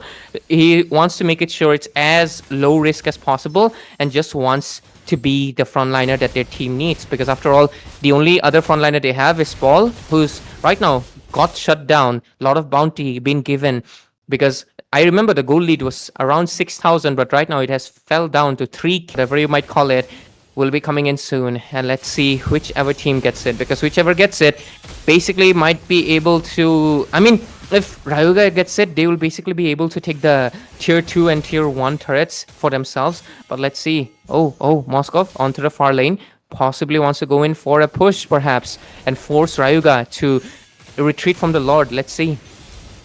I think that is a possibility. Right now, if you look at the Lord, the overall teams are being skirmished over here. A fight is broken out. Lucas dives in. Infernal Pursuit by Phoveus. A lot of damage on Ryota, but he used the ultimate over here to retreat. Glue was taken out by Ito. He got a double kill, secured a kill of Lucas. High possibility for the side of Armageddon to do a push right now. They already secured 2 vital rows, 2 front laners for the side of Rayuga. And pretty low HP Moscow over here, but let's see what happens. A bit of an issue going on, but Ito was taken out in the process. Ezekiel was taken out by Ray's wife, and again a pretty good engage by Armageddon. Rayuga only has their chip. Unfortunately, in this particular match, I was expecting more from the chip, but he's being countered out by Matilda every single time. And every fight that we're seeing, I thought Rayuga would be the one to initiate it because they had the shortcut on their hand. But yeah, unfortunately, they weren't able to do that. If that was the case, then things could have been, on their favor a little bit more. Right now, since Armageddon got the Lord, they will directly go to the base since Rayuga doesn't have any mid lane's inhibitor. So let's see if they can defend the Lord and just stick on to the situation a bit longer, or will this be the end and will Armageddon get the win? What do you think, Ray? What's gonna happen? I feel like Armageddon's gonna get the win unless there's a massive blunder, for a simple reason. Selena doesn't have wave clear. It is really bad. Despite the buff, she still struggles. And right now, Armageddon looking for the window to go in. Let's see. Lord already chunked down very low though. So that means there is good amount of defense coming in. But they're just focused on taking down the other inhibitors. I actually like it. Armageddon is playing a like disciplined game.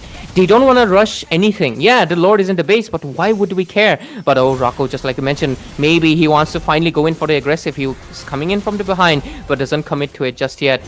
But Ito, 50% down. They take the inhibitor, but Rocco comes in from behind. Again, a bit of an aggression. A fight is broken With out. the It was trying to crowd. retreat.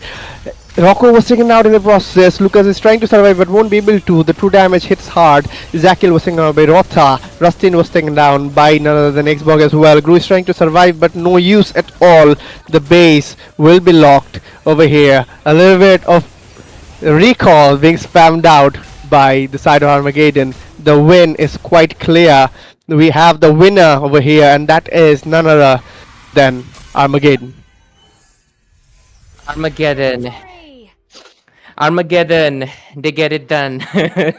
overall overall this was honestly a great series and we loved it. And of course Peachy over here, she disappeared into the sea of butterflies overall, but it's okay, she'll be back. But overall, yeah, there we go, she teleported, and right now I'm the only one left. I'm the only one who has become animated. Let me also stay still, guys. I'm no longer a video, I'm a picture. Yeah, there we go. Oh, okay. Nice acting. Nice acting. I'm really sorry about that. Looks like my device just shut down. I forgot to charge. Anyways, what a game coming in. Armageddon Esports. I really love that. This is why I called the Moscow.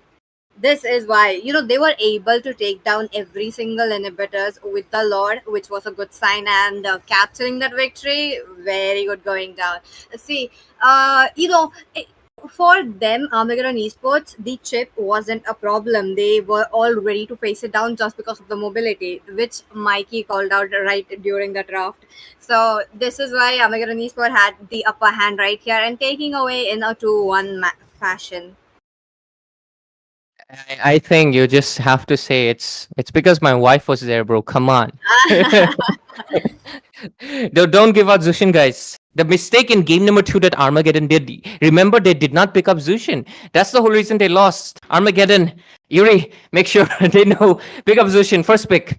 Yeah, you're definitely not going to lose. Trust, 100% trust on my love. But overall, jokes aside, this was a great series by Armageddon and Rayuga. Honestly, Rayuga's it is absolutely insane, and I feel like they are honestly well up with the mythic teams, the mythic leaderboard teams, of course, and not basically a wildcard team anymore, because their early lead is insane. But Armageddon was able to bounce back, and it is really nice to see that they were able to better overwhelm Rayuga this time around. But Mikey, what do you think of the game? I think it was pretty intense, to be honest, because the drafting, as I said, it's quite different than the previous ones. We saw a lot of heroes getting banned out, and the gameplay style was a bit different. I was expecting Rayuga going aggressive, but it was Armageddon this time, and they did a pretty good job for sure. Definitely. And Peachy. Yep. Okay. I really liked, having the host after such a long time, but no one answered my question. No one answered my riddle. If you guys want, there's going to be a break as of now, so do go right at the start of the stream. Do let me know the answers as well. I accept answers in my DMs as well. Anyways, moving on. This was the game series number 1. I hope you guys are excited for the next match as well. It's going to be Tartarus versus Team Zohunt. Again, and another epic match. So bring your popcorn, bring your dinners, and get ready for that. Till date, let's go for a little short break. ये तारा इनको बहुत ज्यादा दिक्कत देने वाला है। थोड़ा सा फिर से यहाँ पर लौट आएंगे, अंदर जाएंगे popup.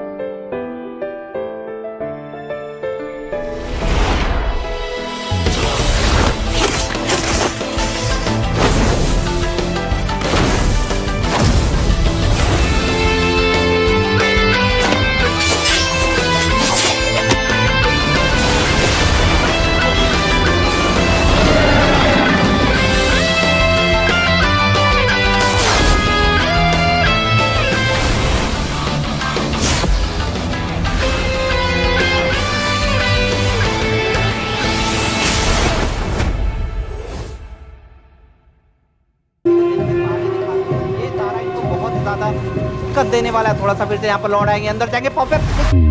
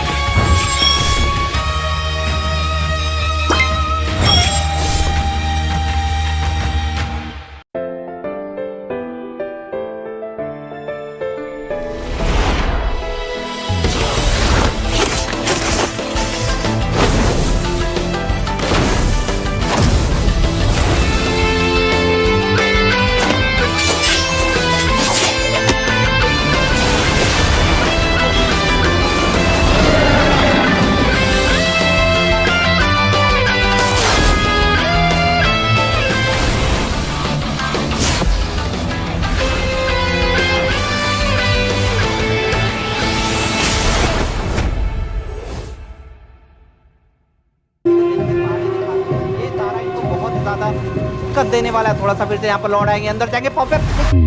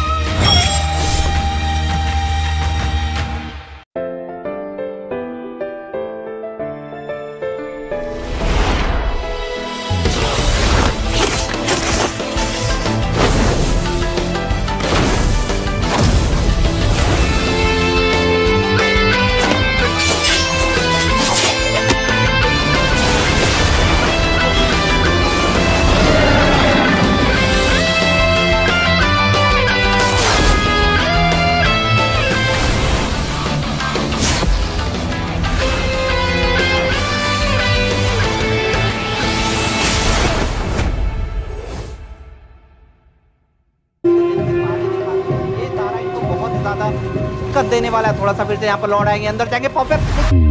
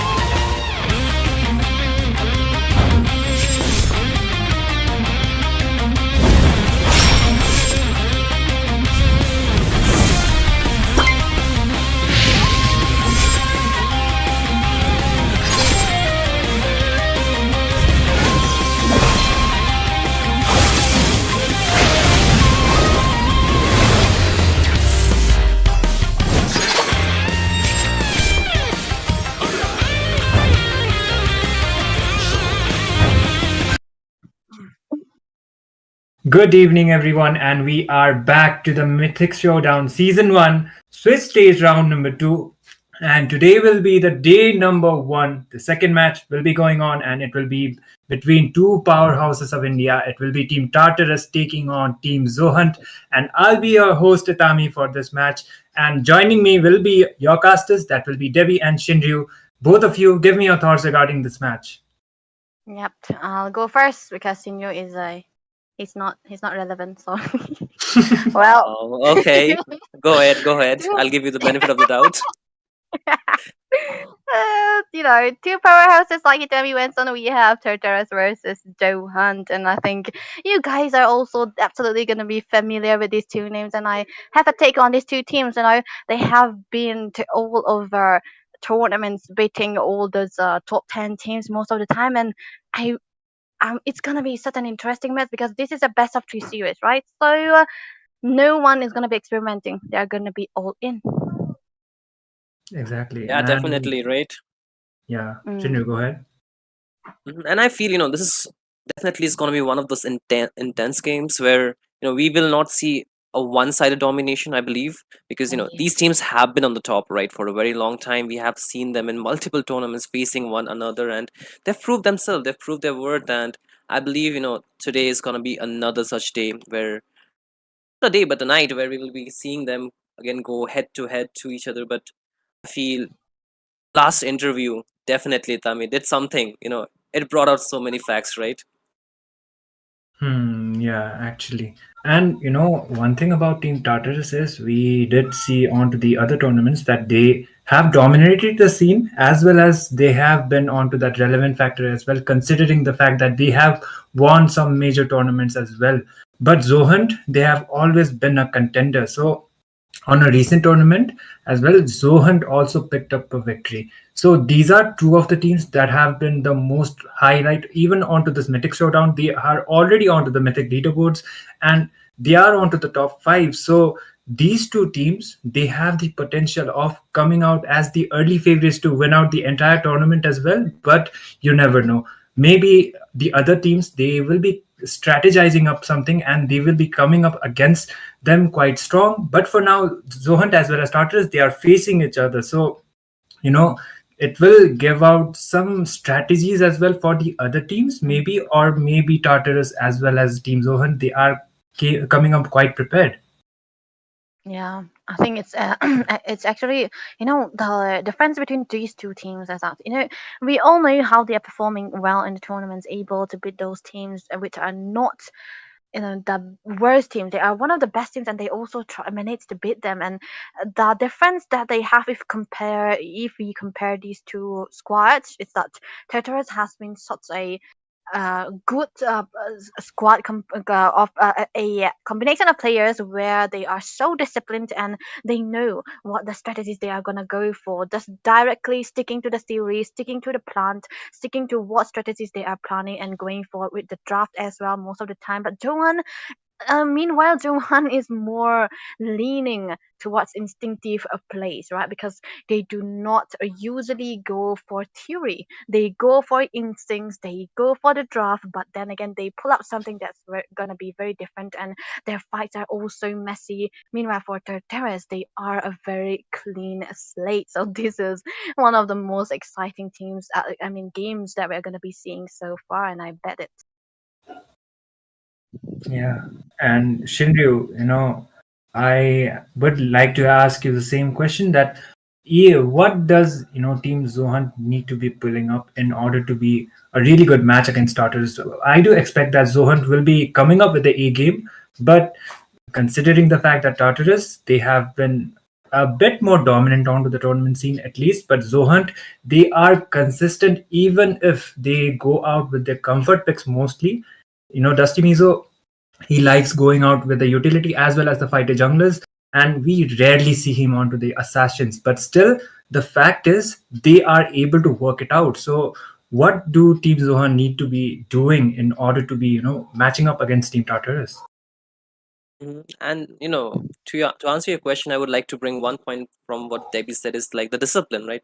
The discipline Yeah. definitely needs to be there, and I feel in this current meta it's not very assassin favored, right? I think the fighters, even the tanks, some of the tanks can also put up a good show, right? I feel meta is really dynamic, and teams like Zohan can definitely take a good utilization of that, and they can take a good advantage. But I feel from what I've heard from the last interview that they did not have a good game plan, right? They just want to do whatever, just do their best in the game in terms of draft, in terms of gameplay. I feel that is something they need to actually get over with, because Tartarus have always been consistent, and the consistency is something that has been rewarding them to reach the top stages, and Zohunt always falling short. Might be one of the reason, because they're not taking a very good game plan ahead of them. And talking about their lineup, I feel like their lineup has always been sticking together for a long time, and they can actually have a good synergy amongst them. And if they just play their cards right, if they just focus on the drafting a bit better, I think they can really stood out on top of Tartarus in this game. Yeah. And one thing, like as you said, that Team Tartarus, as I've already mentioned, that the onto the leaderboards as well. I guess they are onto the top one, so they should be able to, if they are able to maintain up with their consistency like they are doing onto this Mythic Showdown as well, then maybe they might be able to go even up higher, and they might be the one of the teams that will be representing India onto that regional tournament that we were talking about. The top two teams, they will be representing India on a bigger stage. So that is one, it's not just the prize pool, so it will give them a lot of exposure, as well as to India, to be specific, that they will be representing India onto a bigger scene, and hopefully they will be doing quite well onto there as well. But Team Tartarus, Team Zohunt also, you never know, because onto the past we did see Zohunt also beating Team Tartarus as well, so that can be quite happening. And if they have done their homework, they might be able to pull up another upset. So we are on to the banning phase. I guess they will just be going out with the regular draft and mostly be prioritizing the flex picks as their first early priority picks. Yep, the flex pick. I think for the change up, most of the time it's for the top teams, it's gonna be very important who have the red side and who have the blue side, and as we can see on the screen right now, they want to have the first pick, so maybe they can try to prioritize on shutting down the jungle for the side of the terrace, which is just what teams usually do, right? Johan, they don't usually go for the Fanny bans, but we cannot forget that this is Joseph Fanny. He is so good on this hero. He can try to be, he can use it even without there are so many counters onto his side. But then again, Johan does have the possibility to go for the utility jungle most of the time, which made Fanny irrelevant. So there's no saying what they're gonna go for here. Okay, the chip, a valid choice for them, because chip has been popping quite low at this meta just because of his ways to try to go into the shortcuts, into the portals without standing on one from anywhere, right? And you know what, Debbie? It's not just Mhm. uh, the chip; it's also the Kimmy out here. And I feel like Itami also agrees with me on that, right? Yeah. Yeah, flex pick actually. So Kimi, she can be going on onto the gold as well as on red actually because of the magic damage. And after the revamp, she has been getting that spotlight that she actually deserved. So before we barely even saw Kimi onto the tournament scene as well as onto the rank scene. Her pick rate was quite low. But right now, she is either a priority. If she is open, then definitely a priority because it's not just the hero. She can be going out as a flex, so you never know whether she will be taking up the gold or the mid lane. And Kalea is getting banned out. So mostly the Roma EXP laners, let's say, Kalea could have been going on onto the roam as well as on EXP, but for this game, it's banned out. Yeah. And you know You what, know, Debbie? yeah. There has been a lot more new flex picks onto the table right now. This with the Bagzia being Mhm. added to as well. So Mhm. I think there's so much on the table, isn't it? Yeah, that's actually true. And Johan sticking to their original plan. I've never ever seen Johan not banning the Hayabusa.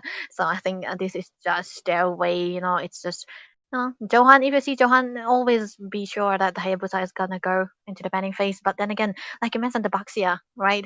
Tartarus has to take the Baxia away. And something I would like to say about the Kimi as well is that for the side of Tartarus, they can put it into the goal as well as the mid lane, right? But Johan, I have never seen Faden onto the Kimi. It's mostly into the hands of the of Prime.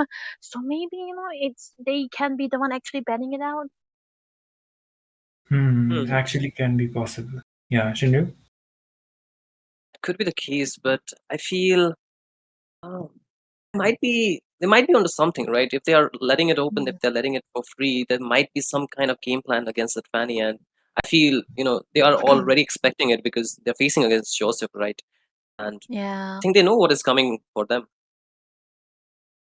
Okay, looks like the draft, like the first phase of the ban is over, and they are kind of targeting out the jungle bans, let's say, because the Lucas as well as the Bakshia is banned out, and Bakshia, she is mostly prioritized, and Team Zohunt, we already know they like relying onto that utility, so it is quite understandable.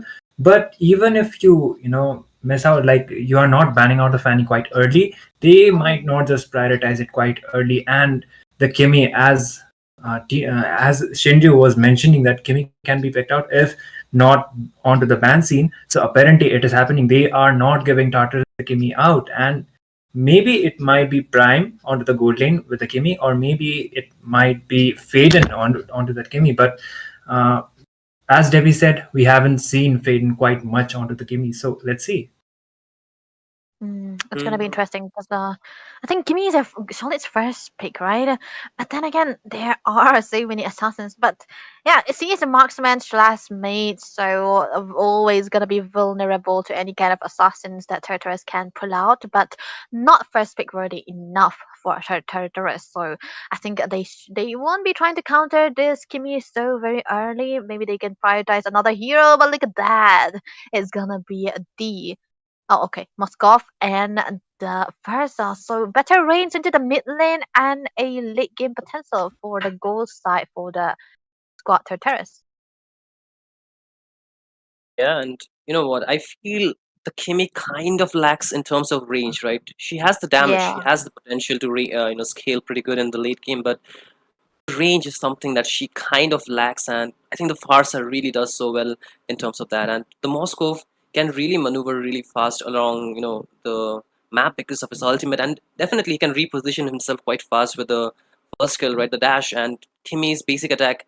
And we just, avoid it in terms if it's just a 1v1 onto the goal lane, but I feel this might be a mid lane. It's might not a mid lane, it's actually a goal Oh, lane Kimi Gold because lane. they have a Selena as well, so a good start, I would say. good start. Comfort wise, yeah, looks like more of they are relying onto their comfort like they do always.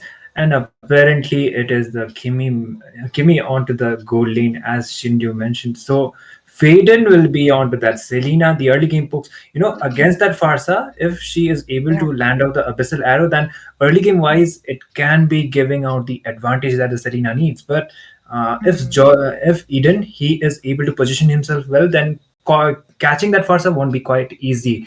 And Moskov, he already has the mobility curse of his S1. So, Yeah. he needs to be really accurate in terms of those Abyssal Arrows. Yeah, that's true because Farsa is an immobile mate when she's ulting without the flicker, so I think it's a really good choice for the Selena to be picked up by Johan, and that means that Prime is gonna be using out the Fanny. But then again, we have for Tartarus they locked out onto the XP laner here. The glue is safely picked away because the Selena is definitely gonna go into the mid lane here. So right now Tartarus banning away the Gatot Kata, so no more. They're just trying to lessen down the threat potential for their first star here for Eden. So I think it's very understandable why they ban away the Gatot Kacha. But then again, for Johan, right? I think they do also have a pressure into their Roamer, who is so good on pick off heroes like the Franco has been using that quite a lot, like the Cho for family problem here. So I think Tartarus has to be also careful on what kind of heroes they choose, what kind of poison they're gonna be picking. But same also goes for the side of Johan. They're gonna be banning away the Hylos. Huh? Do you think it's a good choice here? I would have preferred, the Garut Kacha over the Selena out here, to be honest, because you would Yeah. have much more potential into the second phase, right? But knowing Mm-hmm. that the Selena and the Garut Kacha being banned, so I feel the lack of frontliners or even a person who can actually go in and cancel the Farsa's ult kind of gets minimalized because there's no potential people who can actually go in because Fredrin cannot do that. There's the only probability would be the stun from the Selena, right? And if it does Mm-hmm. not connect, it might be very difficult to do so. And given the fact that they have a glue, it's going to be really tough time dealing with that hero without a Vexana, without a Faramis, right? Because you know how much of a annoyance that hero could be in the current meta, and the Chow, another pick of hero being banned. So a lot of target being, you know, onto the rumor, onto the EXP lane as well. So I feel what does this leave open here, Itami? Yeah, as you mentioned that for the initiation, unless the Selena, if she lands the Abyssal Arrow, that's the only, starting call for the side of your team to be initiating a team fight. Except for the Selena, maybe if they went out for the Gadot, initiation wise, he would have just used out the AOG and directly initiated a team fight, but that won't be happening. So the initiations will be completely relying on how well Phaeton will be able to land up that. And here you go. We actually already mentioned out onto the first phase of the banning phase that the Fanny is still open. And I guess Joseph Yeah. was just waiting for the right opportunity to be picking out the Fanny because I don't see that kind of a crowd control, kind of a roamer coming up from the side of Team Zohunt anytime soon. And Mm. unless Fredrin gets his defense items on time, he might be quite fragile when early game wise, Fanny has a lot of, and considering it is Joseph, he will be having a lot of mobility and he can just go in and initiate the team fights as well as maybe get a kill onto that Fredrin. So you never know. Yeah, I think the Franco will come through here for the side of Johan, and there we go. You don't have the term is gonna Oh, be picked up yeah. Franco directly, but Win here, still sticking to his original plan, trying to go for the Masha. Nothing new for this guy. He loves the Hilda and the Masha. So especially, so he just won the Masha this time around. Unkillable hero that she is. But then again, I think I have mentioned before, Johan doesn't really ban the Fanny because they know that they will be able to counter it. But this is also Joseph Fanny. We cannot outread this guy, so we'll never know what he can do in this game. But the last pick is already gonna be up. One thing I'm really liking about the Moscow pick here is Oh, that they have a late game control, right? And like you mentioned, Itami, the Spear of Misery will be there just to try to stun away, tune away the potential threat coming out from him. And the fact that Moscow is kind of a marksman who can go also for the Purify as well as the Flicker, it's gonna be a double threat. But look at the last pick coming through, the Tigre. What do you think about this, Sinrio? I was kind of expecting the not Shinryu, but actually the Tigreal, right? So yeah, This is yeah, Indo. hey, cut me some slack on that. But Okay, yeah, okay, I was kind of expecting the Tigreal because it's a classic combo with the Farsa, right? You get that implosion, and the Farsa can just free hit, and even the Moscow can get that SOD onto the right spot, right? He can just get into the team fight instantaneously because if the enemies are immobile, then it's pretty easy to hit your target, right? And yeah. Fanny can pretty easily just go in and can also cancel the Franco's ult.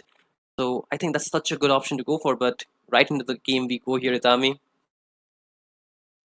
Yep, and And this will be the first game of the second match actually, the first game, and it will be Team Zohunt going up against Team Tartar. Oh What? my god, first blood already being drawn, and I'll just pass it to the casters. Yep. yeah, definitely. First blood. Interesting take, Silvio, because this is a Franco. He's just trying to, what was he doing actually? What are you doing, my dude? Mhm. He was just trying to get a hook, or maybe just trying to, disrupt the buff taken by Joseph here, and I think it really didn't work out mid lane though. Oh, the pressure already. You can see the HP being chunked low, and Fanny trying to take advantage of the low HP target, trying to go in, but he does not have that level 4 yet, so there is no cutthroat and no way to go in to deal the damage. But again, Franco does not having the flicker might be a problem. He's taking a lot of damage, chunk low, and there's Oh. another shutdown onto him. That's 2 time already in just a minute and a half. Yep, 2 that's already under Franco, and he's gonna be one of the most squishier members that are gonna be seeing so far, and it's not gonna be so hard for even Joseph to try to kill him. And I think the pressure into the mid lane coming out from the side of Tartarus is so worth it. Okay, that's he just trying to go in. Oh. The stun does not connect. Vader needs to be careful. Not Kyle, but Joseph will be there to take him down. And man, oh man, kill pressure already being built here from the side of Team Tartarus. They're not letting anything slide in the early game. Yeah, I think this is the reason why I don't really like Selena when there is a threat for assassin to come up onto the opponent's side. So you are not, free to do anything or have the map presence. And in honest, Selena, if you don't have the map pressure, you're not really that worth it. And the arrows is gonna be always dodged down, and it has to be pure mechanical skill where you have to come out just to try to be as useful as possible. Okay, level 5 already for Dusty here, but meanwhile for Joseph, he's still gonna try to take out onto the blue buff to have the level 5 again to try to contest onto the turtle, because if you look at the position so far for the side of Tartarus, they are actually in good one. And they're not really afraid of the stun so far. You can see, they're just walking right past it, just like it's some kind of fly or something, right? And at this point, you can see the range really being taken advantage of, and Dusty Mizo being pressured into his own jungle by the glue, and this is just speaks trouble, because if this continues to go on, they might be just losing a lot more resources onto their own jungle. But hey there, you need to be careful. You're trying to go in too deep, and there is the win onto the back line, trying to flank onto their mage. Eden, that's taken down, did not have the flicker, and that's a double kill already. Oh my goodness, things are turning around. Actually, we're seeing something that the Masa can do here into the early game, which we did not usually see on a Masa. He's definitely gonna go for the damage still, this guy. But okay, the thing is, actually, I think it was a bad call for Mugi to try to go look for a fight when he does not have the required mana, and glue consumes a lot of mana, so I think they have to be mindful of that too. But onto the top side though, I think Prime read this out that there is a threat here. The SOD will not be landing just yet, and a little bit safe onto the early stage. The poke potential is definitely there, and Prime is all by himself taking a lot of damage. There's the cables, but Moscow Innocent will be getting the shutdown, so that's a kill anyway. And I feel that's more pressure onto the top lane being built, and the rotation was not there yet, so I feel that's the fast maneuver the Fanny can offer into the game. Yeah, and the clearance coming out from the Selena is not the best if you compare to the Tigreal plus the Farsa. So the rotation wise, if we talk about it, Tartarus is going to be having the better chance in the rotation. So the pressure is definitely going to be up, and we can see how much of a pressure they can put up into the goal side as well, because Prime hasn't been able to walk up, and he's dead once, and this is going to be giving the time for Innocent here to try to have a great farm, even a lot of wave as well. But then again, the turtle is also gonna be up here. This is the Fredrin we are talking about, and if he lose onto the retribution here, I don't think Johan will be having the best time into the mid game too. Definitely, and you can see Zohunt are the first to start the turtle, already chunking it low. There is the feather airstrike being used, and I think the turtle will be going to the side of. Oh wait, there are 2 kills already. Franco also being taken down, and that's a 1-for-2 trade going into the favor of Team Tartarus. But the turtle, I didn't see who it secured it, but I feel it was Zohunt for sure this time. Yeah, it did. Johan secured the turtle already, so it was a level. He was level behind him, but still a very formidable. But then again, 2 kills given away just for 1 turtle. I don't think it's really worth it. But Gimme though. Hey, he was just too close. He had to force the flicker out, and Kimi needs to be careful. He's getting the taunt. He gets a stun as well. Chunk low, and there's the kill on to him by Faden, and the stun this time does not connect. It had connect. They might go in once again, but Win taking the advantage of the rotation is going full in for the push, but there is Joseph trying to go for a 1v1 against him, taking a lot of damage. He will get down. Crazy damage coming in all from Win. He's on a spree. 3 kills already. Yeah, can we actually see the build? Because I think he must have had already 1 full build to try to take down the Kimi, but top lane though. Okay, there we go. Thank you so much for that, but okay. He already got the heptasis, so that has to be the amount, that has to be the, the main source of the damage coming through for the Masa. Of course, the Thunderclap and a very mobile Kimi though. Oh, look at that. Oh.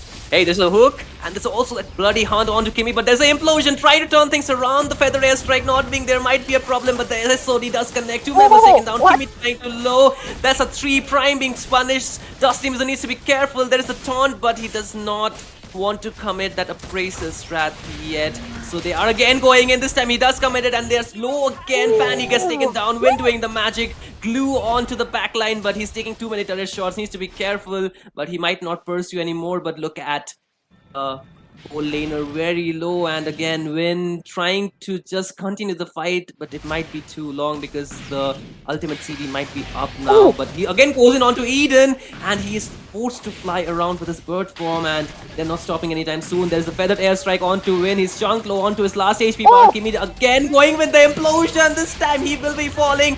Mugi is trying his best, but the bloody hunt will suppress him, and there is the SOD connecting, but nobody home. But look at the hook connecting, and that's another kill. 3-for-0. This time going in the favor of Zohunt, and they are also getting their hands onto the last turtle of the game.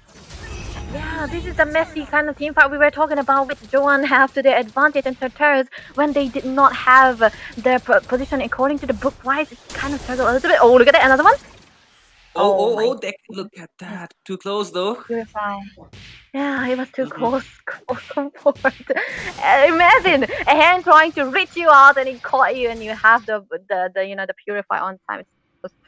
Eden, I think he was soft a little bit, but yep, I cancel on to the ultimate here, so no ultimate for the Farsa as of now. And Johan, they are climbing back just a little bit, 99 kills onto the board, and just a little of 100 goal lead for the side of Johan. Which will be easier to catch it down, but man, oh man, I think Win this time around he's signing quite a lot, because the way he rotates and the way he targets on people, he's a threat also because he already got 2 items. He will be the threat that Tartarus doesn't want to face. And now it's on the top lane trying to, in a 2v1 situation, but again, Dusty Mizo versus Joseph, a 1v1. Let's see who will be coming on top, but you can see a lot of damage being placed onto Joseph. He is out of energy, needs to be careful. But again, onto the mid lane, there's a fight breaking out. You can see the HP bars being low, and Kimi has already used the implosion, does not have the flicker, will be falling from the damage of Prime, but Win falling on the top lane. He was trying for a 1v1, but the rotation of Joseph really made things turn around. Yeah. That was the problem with the Fanny, right? The mobility, mobility. What am I saying? The mobility that she has most of the time is like a damaged version of Angela. You thought you are going 1v1 situation, and then the Fanny flies in and cut throats you and you're dead. That's the situation for the Marsha here. Win has to be careful this time around. Look at Joseph. Oh, Joseph, he's already low, but Faden. Not Joseph was low, it was Faden who was low, but he will not get the shutdown he was looking for, but they get one. That's the fast mobility that you were just talking about, giving the advantage. He can just go in and out in a moment's free, and And that's just putting more pressure on the map, and without Faden, it might be a bit difficult. The Lord already being chunked down from Innocent, and Fanny making the play, after pushing the top lane. That's the pressure, the macro play coming in from the Fanny as well. Yeah, the macro play is definitely gonna be there. Look at that on. Oh, mid side though. We need to see this. Dusty Miso taking a lot of damage. There is the Glue's ultimate trying to bring him back to the enemy side, but he's taking a lot of poke and he will be falling. He didn't get the kill, but that's a wrong problem for the side of Team Zohunt, because you know why? They don't have a jungler, and without their jungler, they might not be able to contest for this Lord. But it's a 4v5 situation. They're still trying to go on. You can look at the position from Joseph. He's already in a place where he can actually go for the backline, but let's see if they want to continue this fight forward here, Debbie. Yeah, the thing is, I don't think that Tartarus can just try to blitz down this Lord because Femi Problem is there. He does have the bloody hunt until Kimi gets the implosion right on. Oh, look at that! Look at that! Oh, 3-man implosion this time, and there is the feather there, strike there, so everything connects, and that's the maximum worth you can get from your toolkit. And just like that, they lost your Joseph, but I think they might be able to get the Lord. They have a lot of pressure, and Dusty Mizo is still there, but I don't think so. You might find a window to go in. You can see Faden trying to, get another angle for them to actually try to contest for this Lord, but it's already too late. Innocent will be shredding it down. Yeah, the name being Innocent, and it just reminds me of the Innocent guy, right? Like from the Malaysia. He's on the Moscow. SRG, yes. Oh, I forgot the name. I almost said SDS. What I'm tweaking right now. But look at that traction pulse though. Damage was there. Okay, nothing much, right? This is a glue, man. He's not gonna be dead anytime soon unless you have a Faramis or a Vexana just trying to burst with the small minions that you have. And I think this time around, Zohunt are definitely into the back foot here because the Lord is taken down by the side of Tartarus. It's gonna be marching down to the bot lane. They are just trying to look for some gain onto the top lane win.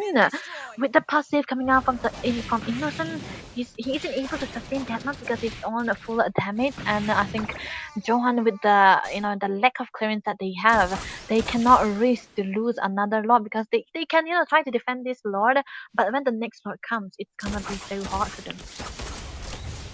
And you can see they're trying to style under the turret. Might not be a good call because he just lost a few HP bar right there. But again, the Lord is marching down the bot lane, and they have the siege, they have the pressure right now to go in. And you can see there's a hook connects onto the Kami, and he is already chunked very low, but there's no kill yet. You can see a lot of skills being used. Prime will be the first of all. Joseph with the cutthroat, and Innocent being traded out on the backline. Win doing the magic double kill already. He's looking for a triple, but no, the damage from Eden will be careful enough to take him down, and the Lord will be defended successfully. Zohunt, they have another hook on their prayer, but there is nothing they can do about it because that's a glue and you cannot burst him down so easily, can you? Yeah, this is a glue, man. And when you don't have the perfect counter for the glue, it's not gonna be the best hero to just try to... Oh, another hook, maybe?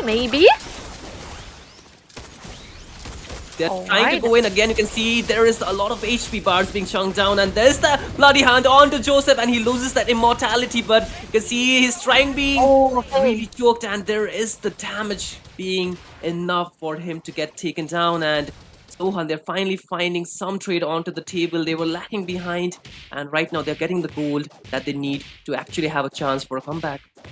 Yeah, the problem with a Kimi into the goal lane in comparison to the Moskov is that she doesn't have the best potential of the clearance like the Moskov here. But oh, look at that! We have a Fact Tag release, a steadfast tank who leads the charge. His crowd control. Oh, I think everybody knows this. Do you know this? Yep. Do you know this? I'm sorry. I just figured out right now. I'm sorry. I'm just joking around, guys. While you said, that there's another stun that connects onto Kimi, but there's the not following it up at the right time. But again, the hooks might be connecting, but even the stuns might connect. But I don't think so. They can actually take that engage because the follow up from the side of Team Tartarus is so good, and the late game damage is so high. But again, Win trying to make a play on the bot lane. He's caught from the ultimate, and he's taking a lot of damage as well. And Innocent will be there to take him down. And you know what? This just reminds me of that.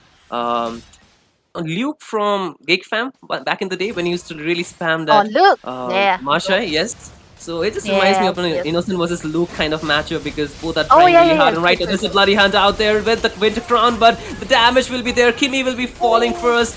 And then again, there is a trade of 2-for-1 so far, and the SW does not connect. But family problem for damage will be taken down. See, I'm already starting because the fight was so fast, and just like that, the wipeout already being there. And Tartarus, they took advantage of the momentum that they got, and just one spree was that there. And again, Win trying to defend it all. He is able to take one member down. The waves are not cleared yet, and Innocent will be there, just free hitting that base and getting the first game scored in their favor. Yeah, you know what? Don't get the Kimmy goal, guys. I'm joking. It's it's good, but against the Moscow, who have a very good clearance, I don't really like a Kimmy. And and he can play any other hero, right? For Prime here, it could have worked, but we'll never know. We'll never know what they can do. Hey, you know who might know? It might be Tami. So let's call him out. Let's hear his thoughts as well. I guess, yeah, going for the early Kimmy quite early and deciding early might have been one of the reasons why Zohunt didn't end up doing quite well onto this game. And the Selena as well as the Franco combination, it was supposed to be having the advantage onto the early game, but unfortunately for the side of Team Zohunt, it didn't work out. The Franco, he already got taken down twice before 2 minutes onto the game. So it was not actually a good sign when you have an early game kind of a composition for your side when the damage was coming up. But Joseph damage was also scaling out when he was doing the 1v1s later onto the later phases of the game. And Tartarus, they played objective wise, and that was one of the reasons why they ended up securing game number 1. Yeah, I think dying twice under 1 minute of the game as a tank even is not the very best one. So you are not as tanky as you wanna be for family problem.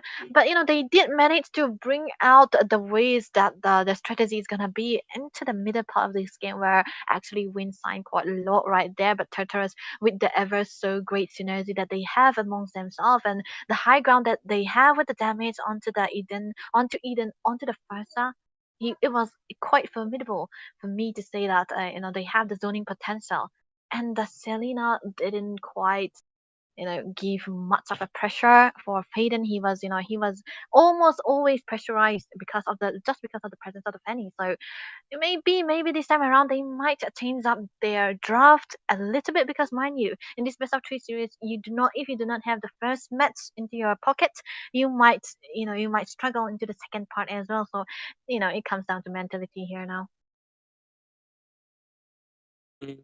And I definitely felt that one thing that I mentioned in the draft in Tami, like they could have actually gone for the Rutkacha instead of the Selena in the early phase, Yeah, right? that's I what. feel like that Yeah, would have been so exactly. better. I agree with that, And because it's like you show out the Serena as well as you have picked out a Kimi for your side. So it's making the side of Team Zohunt quite obvious that the Kimi is definitely going out of the goal lane, and the Selena definitely being the mid. Rome Selena is really rare onto the tournaments, and we do see her onto the rank, but onto the tournament scene, going up against that kind of a beefy composition, it's not going to work. So revealing your strategies quite early can be one of the reasons why your enemy is able to predict out what positions you will be taking and what will be the counter, what could they do with a counter kind of a draft that they came up with. And Team Tartarus, they were waiting it out, and they waited out for the right opportunity to pick out the Fanny for Joseph. And as soon as the roles were kind of fixed, it looked quite obvious, they decided to go out for the Fanny, and it perfectly worked out. I I think. mean, if you're expecting, you know what, Debbie, if Yeah. you're expecting a Fanny, then why pick the Selena in the middle lane, like in the first place? Like if you're Yeah, that's if you know, you like know you're what. sending a go ahead. No, I mean, like, this is Faden we're talking about. This guy is very confident. He just wanna go for the Fanny. I mean, he just wanna go for the Selena. Even if there's gonna be a Fanny, I wanna play comfort, and he's gonna lock it down. I feel sometimes you need to actually just bend over a little bit, Yeah, right? that's what. Like Mm-hmm. And you just need to go for what will work for the game, and instead of just being ego, like going for an ego pick. I think going for what That's works right. would definitely give you a lot more advantage into this team fight. But again, I feel this is the best of three series, right? And they definitely have a chance to just switch things out and get a bit more advantage for their side. And who knows, they can actually force this into a game three, right? And this is the Swiss stage, right? This is going to be the 1-0 Yeah. bracket, and whoever wins will be moving to the 2-0. So it's a lot of line, Mm. and if you just continue to win like this, you might just be clearing out for the knockout stages. So I think they should definitely put the best on the table at this point while they have the chance.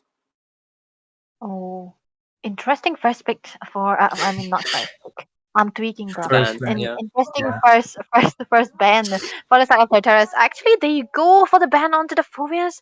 Are they planning to go for something dashy, because Yeah. with Yeah. Lucas, right? They love those dash, right? He loved the Moskov, the Harris, Mhm. and then Joseph. He loved going for the assassins as well. He's good on the utility, of course, but he's also more comfortable on the assassin. So very understandable. But then again, Johan still sticking to the original plan, getting away the chip. The And I chip, feel the chip it is really a was, target ban, right? yeah, Target. it on to the first Yeah. game as well. Actually, the chip was the first ban from one of the teams, and right now also it's looking kind of similar. But the Baxia as well as the Hylos and maybe the Hayabusa as well, it was banned out against. One thing about Team Zohunt, Faden.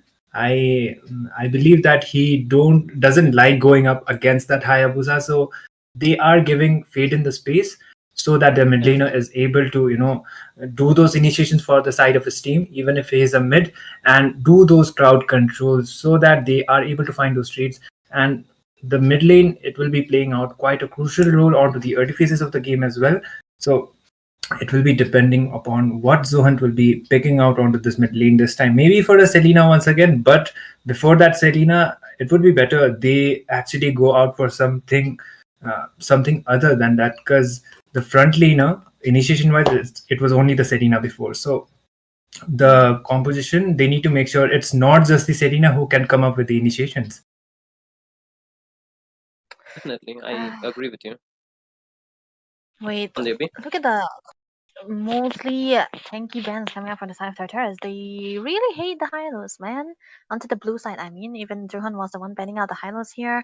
Onto the blue, they do not want these slow heroes. But if Johan sticks to banning out the hero for Eden here, the Lucas is definitely going to be open. And Joseph is so good on this Lucas. He goes for the ice. The Winter Crown plays right most of the time with the Rage, with the Beast. So I think this is going to be a very hard hero to counter. Very balanced. But then again, for the side of Johan, they are still sticking to the original plan, going for the Fredrin as well as the Kimi again. So no Valentina for Faden yet. I think the Valentina was definitely a better choice, but I think the Fredden is good. However, he needs some sort of a healer, right? He needs either the That's why. Matilda or a Florine perhaps, because Fine. I think it's more about how much damage you can soak and then you can return it with your Abrasive Wrath, right? And Yeah. in the last game we saw, despite having the Fredrin, it was not really able to soak in all the damage, and Kimi Kimi on the Tiger, like, definitely had a good time going for the implosion because there was no one else to cancel it out. And oh, look at that! They are going for the pick off as well as the Oh, burst combo. That's really scary, if you ask me. revealing and not revealing, let's say. Farsa was picked out on the first game as well, and yeah, Eden, he is going out comfort, and apparently it will be Prime again onto that gold lane Kimmy, and Faden will be picking out one of his signature heroes. That Valentina Yeah. against that Lucas, really good. You can copy out the Tsunami Slam as well as the Feathered Airstrike as well. Valentina works here, but the question is the gold lane Farsa, going to be struggling against Kyle once again, or maybe not? Wait, what? Gold lane? Wait.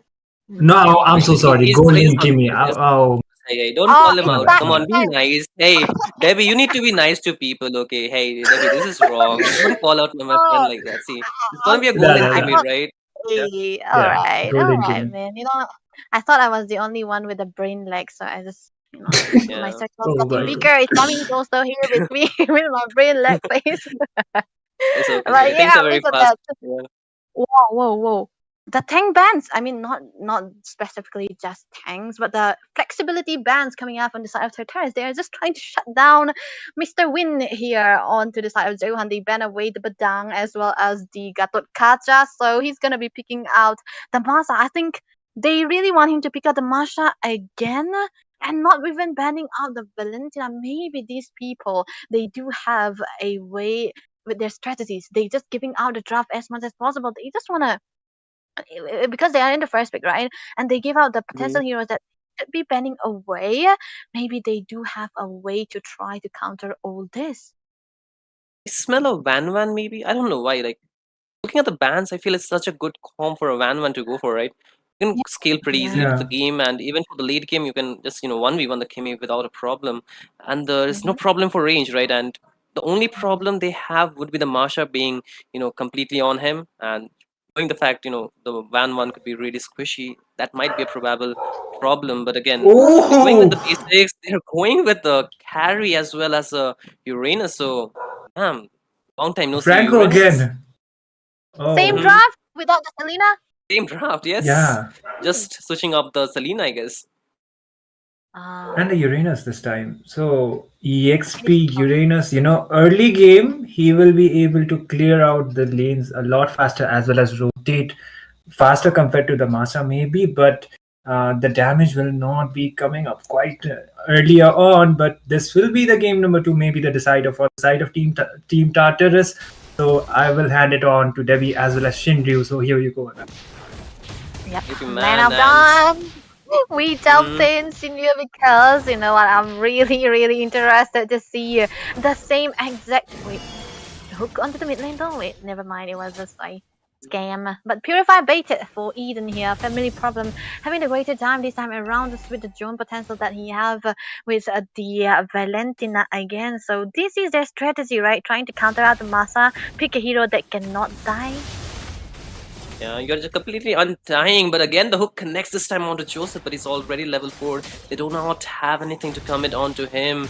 And this time you can see Dusty is still taking the buff. Still level 3. There is the dive coming in by Kimmy. He's trying to give more vision, and the retribution will secure that small creep, and that just speaks for them to just return back to the lanes, go for the farming and just play the early game safe. But again, a poke there onto Faden, so he needs to be careful. Still has his flicker, but again, Debbie, you know what? I feel the match point being there might put a lot of pressure onto Zohunt to perform in this game, right? They need to really be careful about each and every engage they take and not try to overextend in those fights, because we have seen sometimes, taking the fight kind of lead to the snowball that the other team actually can really capitalize on. So this time they might want to just switch up on the tactic as well. But again, on the mid lane, there's a poke onto Kimmy, so he might be walking out safe. Yeah, that was a little bit. The difference between the rotator and the midwise is that for the side of Tartarus, for Kimmy and Eden always try to stick together as much as possible. Meanwhile, for Faden and Family Problem, they usually go for a different kind of flanks, which might or might not be worth it. But the first turtle is already up. Oh, hook not landing though. Who's gonna be taking it? Turtle, please.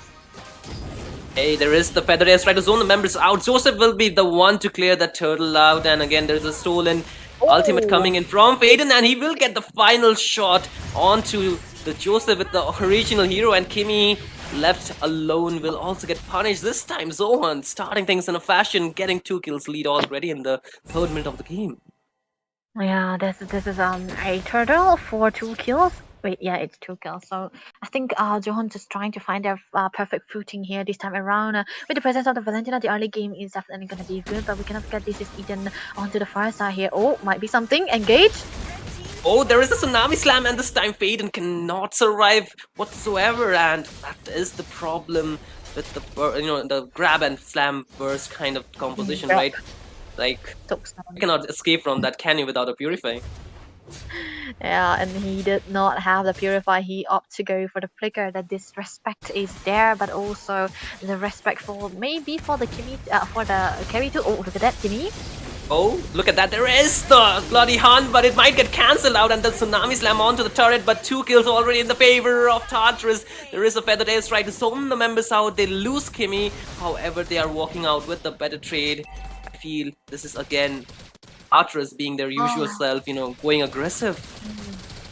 You know, the thing about Tartarus is that they usually try to take fights when there is a objective they want to focus on. There is an objective they want to focus on, and this is what they usually do. But for Zohunt, though, they want to they try to stay as messy as possible, and it might or might not work for them this time around. And if you look at the level gaps into the mid lane, though, Eden was already 6 level when Faden was on just 4. He just got the level 5, so you do not want to do this when you are on a Valentina. You just want to have a level lead and try to have the passive going on for you as well. So this time around, I think even with the Valentina, Faden might struggle just a little bit. You have to be mindful of which boost he went through and he goes through, and which fights he's gonna be taking, or even the ultimates, because we can see he was taking the Tsunami Slam instead of the Beast from just because of that problem. Oh, look at that. Hey, there's another Tsunami Slam, but the turtle already again being secured by Joseph. There is the stolen ultimate not being there, but again on the backline, when they're being alone, will be falling in the hands of Joseph. But again, Payton this time being taken down. But on the bot lane, this was a 2v1 situation. Despite that, Innocent walking out on top, and that is the problem, because things not going in your in the right way you want. Just deters your confidence, and you might not be able to make the plays that you want to. But again, Tartarus being really so consistent with their plays, they're getting all the traits that they're looking for, and also the objective control. Yeah, and I really like the rotation that's keeping Kimi as well as Mugi here onto the Uranus. It's just they're opening up a lot of. Oh, look at that win! Oh, again another Tsunami Slam on to win, and he's all by himself in a 3v1 situation. He still survives the sliver of HP, but it's just for a few seconds a sign of hope, but just to be taken away. And on the mid lane, there is a 2v1 situation. Joseph will be able to walk out of that alive, and the gold lane is still a battle of contention, but I think there's another fight on the mid lane. You can see the Tsunami might be there, but Joseph will be getting a kill onto Family Problem. Faden next to on the chopping block also gets taken down. Dusty Mizo this time must be dusted out. No, he walks out safe, but Joseph is too deep. He's got the damage onto Kimi, but he still survived the feather airstrike once again, just to zone them out. Does not get the final hit, but Dusty Mizo again going back on a 1v1 against Mugi, but he might not, be able to take anything down. But again, there's a jump onto him. He might be brought back, and this time Eden will be getting the final hit. And all this while was going on, Innocent will be getting the push on the top lane. So Tartarus being so spectacular with the map play as well as the push. You can see getting 2 turrets already, but the fight does not stop there, does it? Because Family Problem will be again in a lot of problem, and that's the 3rd time in a row he gets taken down. So Zohunt, what do they do? A feather airstrike just to put some pressure and just to give some warning air signals to the opponent, like, don't come in my turf, because this turtle will be given to our side and not to you. You know what? I think it's basically a game over, right? Because into the mid side though, for Johan they do have an early game composition, but Family Problem. Oh my goodness, the Tsunami Slam every time being followed up, and that's the punish. Franco being squishy cannot survive, but look at the bot lane. They're onto something. Zohan trying to find an angle. Skimmy does not have the Tsunami Slam yet, so they're just taking it a bit defensively, being a bit passive, knowing the fact the ultimates are in CD, so they do not want to risk it. But again, on the top lane, the Uranus being so annoying. Look at that, the minions already under the 2nd tier turret there, Debbie. Yeah, I think Wait a minute. bloody hell. Hey, the bloody and everything thrown under him except for the kitchen sink, and that just solidifies that kill for him. And man, that's that kill came after a long while, I would say. But again, when in a 2v1 situation, you can see he's losing HP bar really fast. There's a feather airstrike just to seal the deal, and he will also be falling this time. A 1-for-1 trade, EXP for EXP, I would say, completely but then again, equal trade. Equal trade, but the more Tartarus gets the kill, the more they're gonna be leading. So it's gonna be very, very risky for Johan to try to go for this kind of team fights. But again, Kimi might be taunted. He does have the Tsunami Slam. Hey, the Tsunami Slam is there, but there's no feathered airstrike to follow it up this time around, so they might have to back it out. But again, no, that's no problem for both the teams. They just want to buy more time. But like you mentioned, the goal lead might be a big problem for Zohan, because the next objective is the Lord contention. But you can see Innocent, not so innocent, just pushing the turret every chance that he gets. He's being really sly in this game, taking advantage of Yeah. all the chaos and just making sure that his team is not trailing behind his objective. But there is the Bloody Hunt being cancelled out. You can see he still survived. Mugi taking in so much damage, but there is a Tsunami Slam under the turret. Joseph being taken down by the damage of Prime, and there is the Taunt, and there is the Priestess Wrath, but not really doing enough. Again, another Tsunami Slam on to Faden, but he does survive again. This time the kills are not coming in the favor of Tartarus, but look at Win. This time doing what Innocent has been doing the entire game, going for the split push here, Debbie.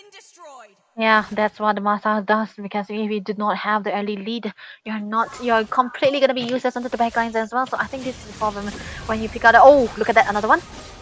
Oh, again, this time Dusty Mizo decided to go in. Might be a suicidal move. That was too bad because you're up against a carry and the damage will be now there because I believe so. He has completed his item here, Debbie, because it's already 8 minutes into the game and he has been free farming. Yeah, free farming is what you do not want to give to a carry man, and Innocent is gonna be farmed up quite a lot, and it's gonna be the Shredder here. The Steam Mizo will not be having the best time of his life trying to tank out and go for the Priestess Rats as well. This is the I don't really see any kind of damage coming out from Zohunt too, because even when the Freddy was there to try to soak out the damage and give out with the Appraisal's Rest again, there hasn't been that much of a damage coming out from Prime as well as Faden, because this is a Valentina who is so behind. Look at the flicker burned. Look at the backline though. Prime this time being targeted by Joseph. A double kill already. Faden second to the fall, and they're trying to look for Dusty Mizo. There is the Feather Air Strike to deal a bit more damage, but again you can see Dusty Mizo will be able to get out of the harm zone, and again a 1v1 between Mugi as well as Win. Win has lost already a lot of HP bars and still trying to survive, forced to flicker out and taking in a lot of blades, but he will be just walking out safe this time. Too close for comfort. The Lord is still at a low HP, but I think they might be able to clear it out. But look at the hook there, connecting this time on to Joseph. He tries to survive, but not for too long. Family Problem will be getting that kill, and that's another kill this time in the favor of Zohunt. So I think that's a really needed shutdown right there. Yeah, and this is just the start, but still, Tartarus still have a lot of way to try to go look for a 5v4 situation and still win out, because already Innocent have a lot of kills, a lot of goal, and he's gonna be having all the equipment that he's gonna be needing, and still, Tsunami Slam. Once again, this time Faden will not survive without the Purifier. Wow. Look at the HP brothers getting disappeared. Double kill on to Kimi this time, and 3 members traded off already. Prime all by himself. Win is too far away. This turret might not stand for too long. There are so many members. Win trying to go in. There is a knock-up. There is the Tsunami Slam, and there is the damage. You can see Kimi losing his immortality, but the damage being soaked by Mugi onto that Uranus is so high. They cannot burst down this Uranus in the late game, can they? Without enough damage, it might be a task impossible. Again, they have been able to defend it somehow, some way. They're still standing in this game. Zohunt still in the game. Yeah, and I'm pretty sure the next law is gonna be the end of them, because they do not have the very good clear, but still, okay, Mugi though. There is the Iron Hook connecting onto one, but Prime will be the one will be first to fall. There is another trade coming this time, but the base is wide open. The HP bar really disappearing fast with the damage of carries locking in the base. Look at 3 versus 4. But there is a knock-up onto 2. There is the Tsunami Slam bringing back Faden, and that's the bad news. You don't have your mage. There is no one to wave clear this time around. The minions not being there, but it's marching down. Dusty Mizo this time might be, tasting the dust as he gets taken down, and Family Problem will be the only sole survivor. But guess what? Team Tartarus do not care, do they? Because all they want is this game and the next round's ticket as they sear through this match and gets their victory to reach the 2-0 bracket here. Itami, what a game it was. What a game indeed. I kind of was expecting a fight back from the side of Team Zohunt, but unfortunate, a clean sweep as well as pure dominant kind of a gameplay coming up from the side of Team Tartarus. So, I guess the draft, it was only the Valentina that actually did change. It was kind of similar to the previous draft, and Zohunt, they were maybe testing it out once again, but going up against Team Tartarus like this, just replacing out the Valentina, it didn't work out onto their favor. they should have been doing better on to the early game as well, because they had the Valentina. As soon as she got the level 4, she could have just copied out the beast form and tried to initiate quite much more, but unfortunately that didn't happen. And for the zoning, Eden was doing quite a good job with those feathered airstrikes. Even if they were trying to dive in, the Farsa was disengaging, and Kimmy with those tsunami slams, the executions were quite up to the point. Yeah, that's what I'm saying, man. I'm thinking actually because it was so clean, the sets, the everything, even with the fleeting time onto Kimmy here, he just went in, get family problem, no problem, because even if he's a tank, he can die.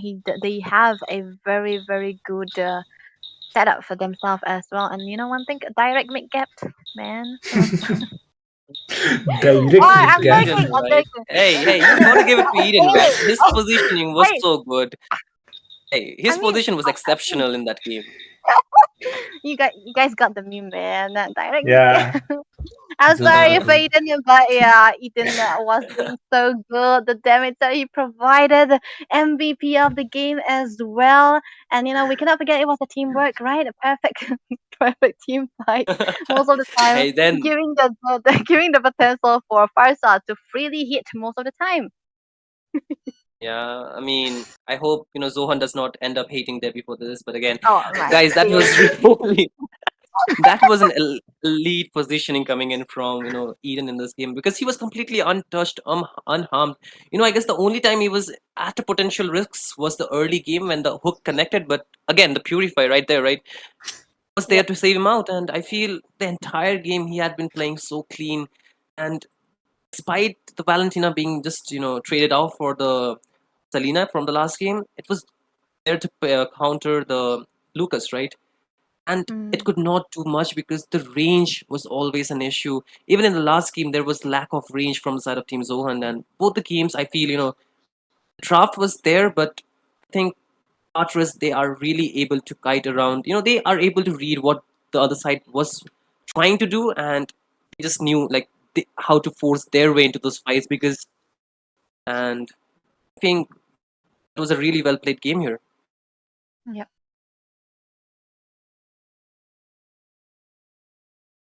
Hello, Itami. Again, Yeah. yeah. Okay. So I guess for today that will be it. We are done with today's matches, and TRT will be taking the clean sweep. But tomorrow we will be back with more matches. Till then, me, Itami as the host, Debbie as well as Shinryu, the casters will be, taking your farewells from here. We will be, we'll be back tomorrow. So till then, good night, everybody, and take care. Yeah. ये तारा इनको बहुत ज्यादा दिक्कत देने वाला है। थोड़ा सा फिर से यहाँ पर लौट आएंगे, अंदर जाएंगे, परफेक्ट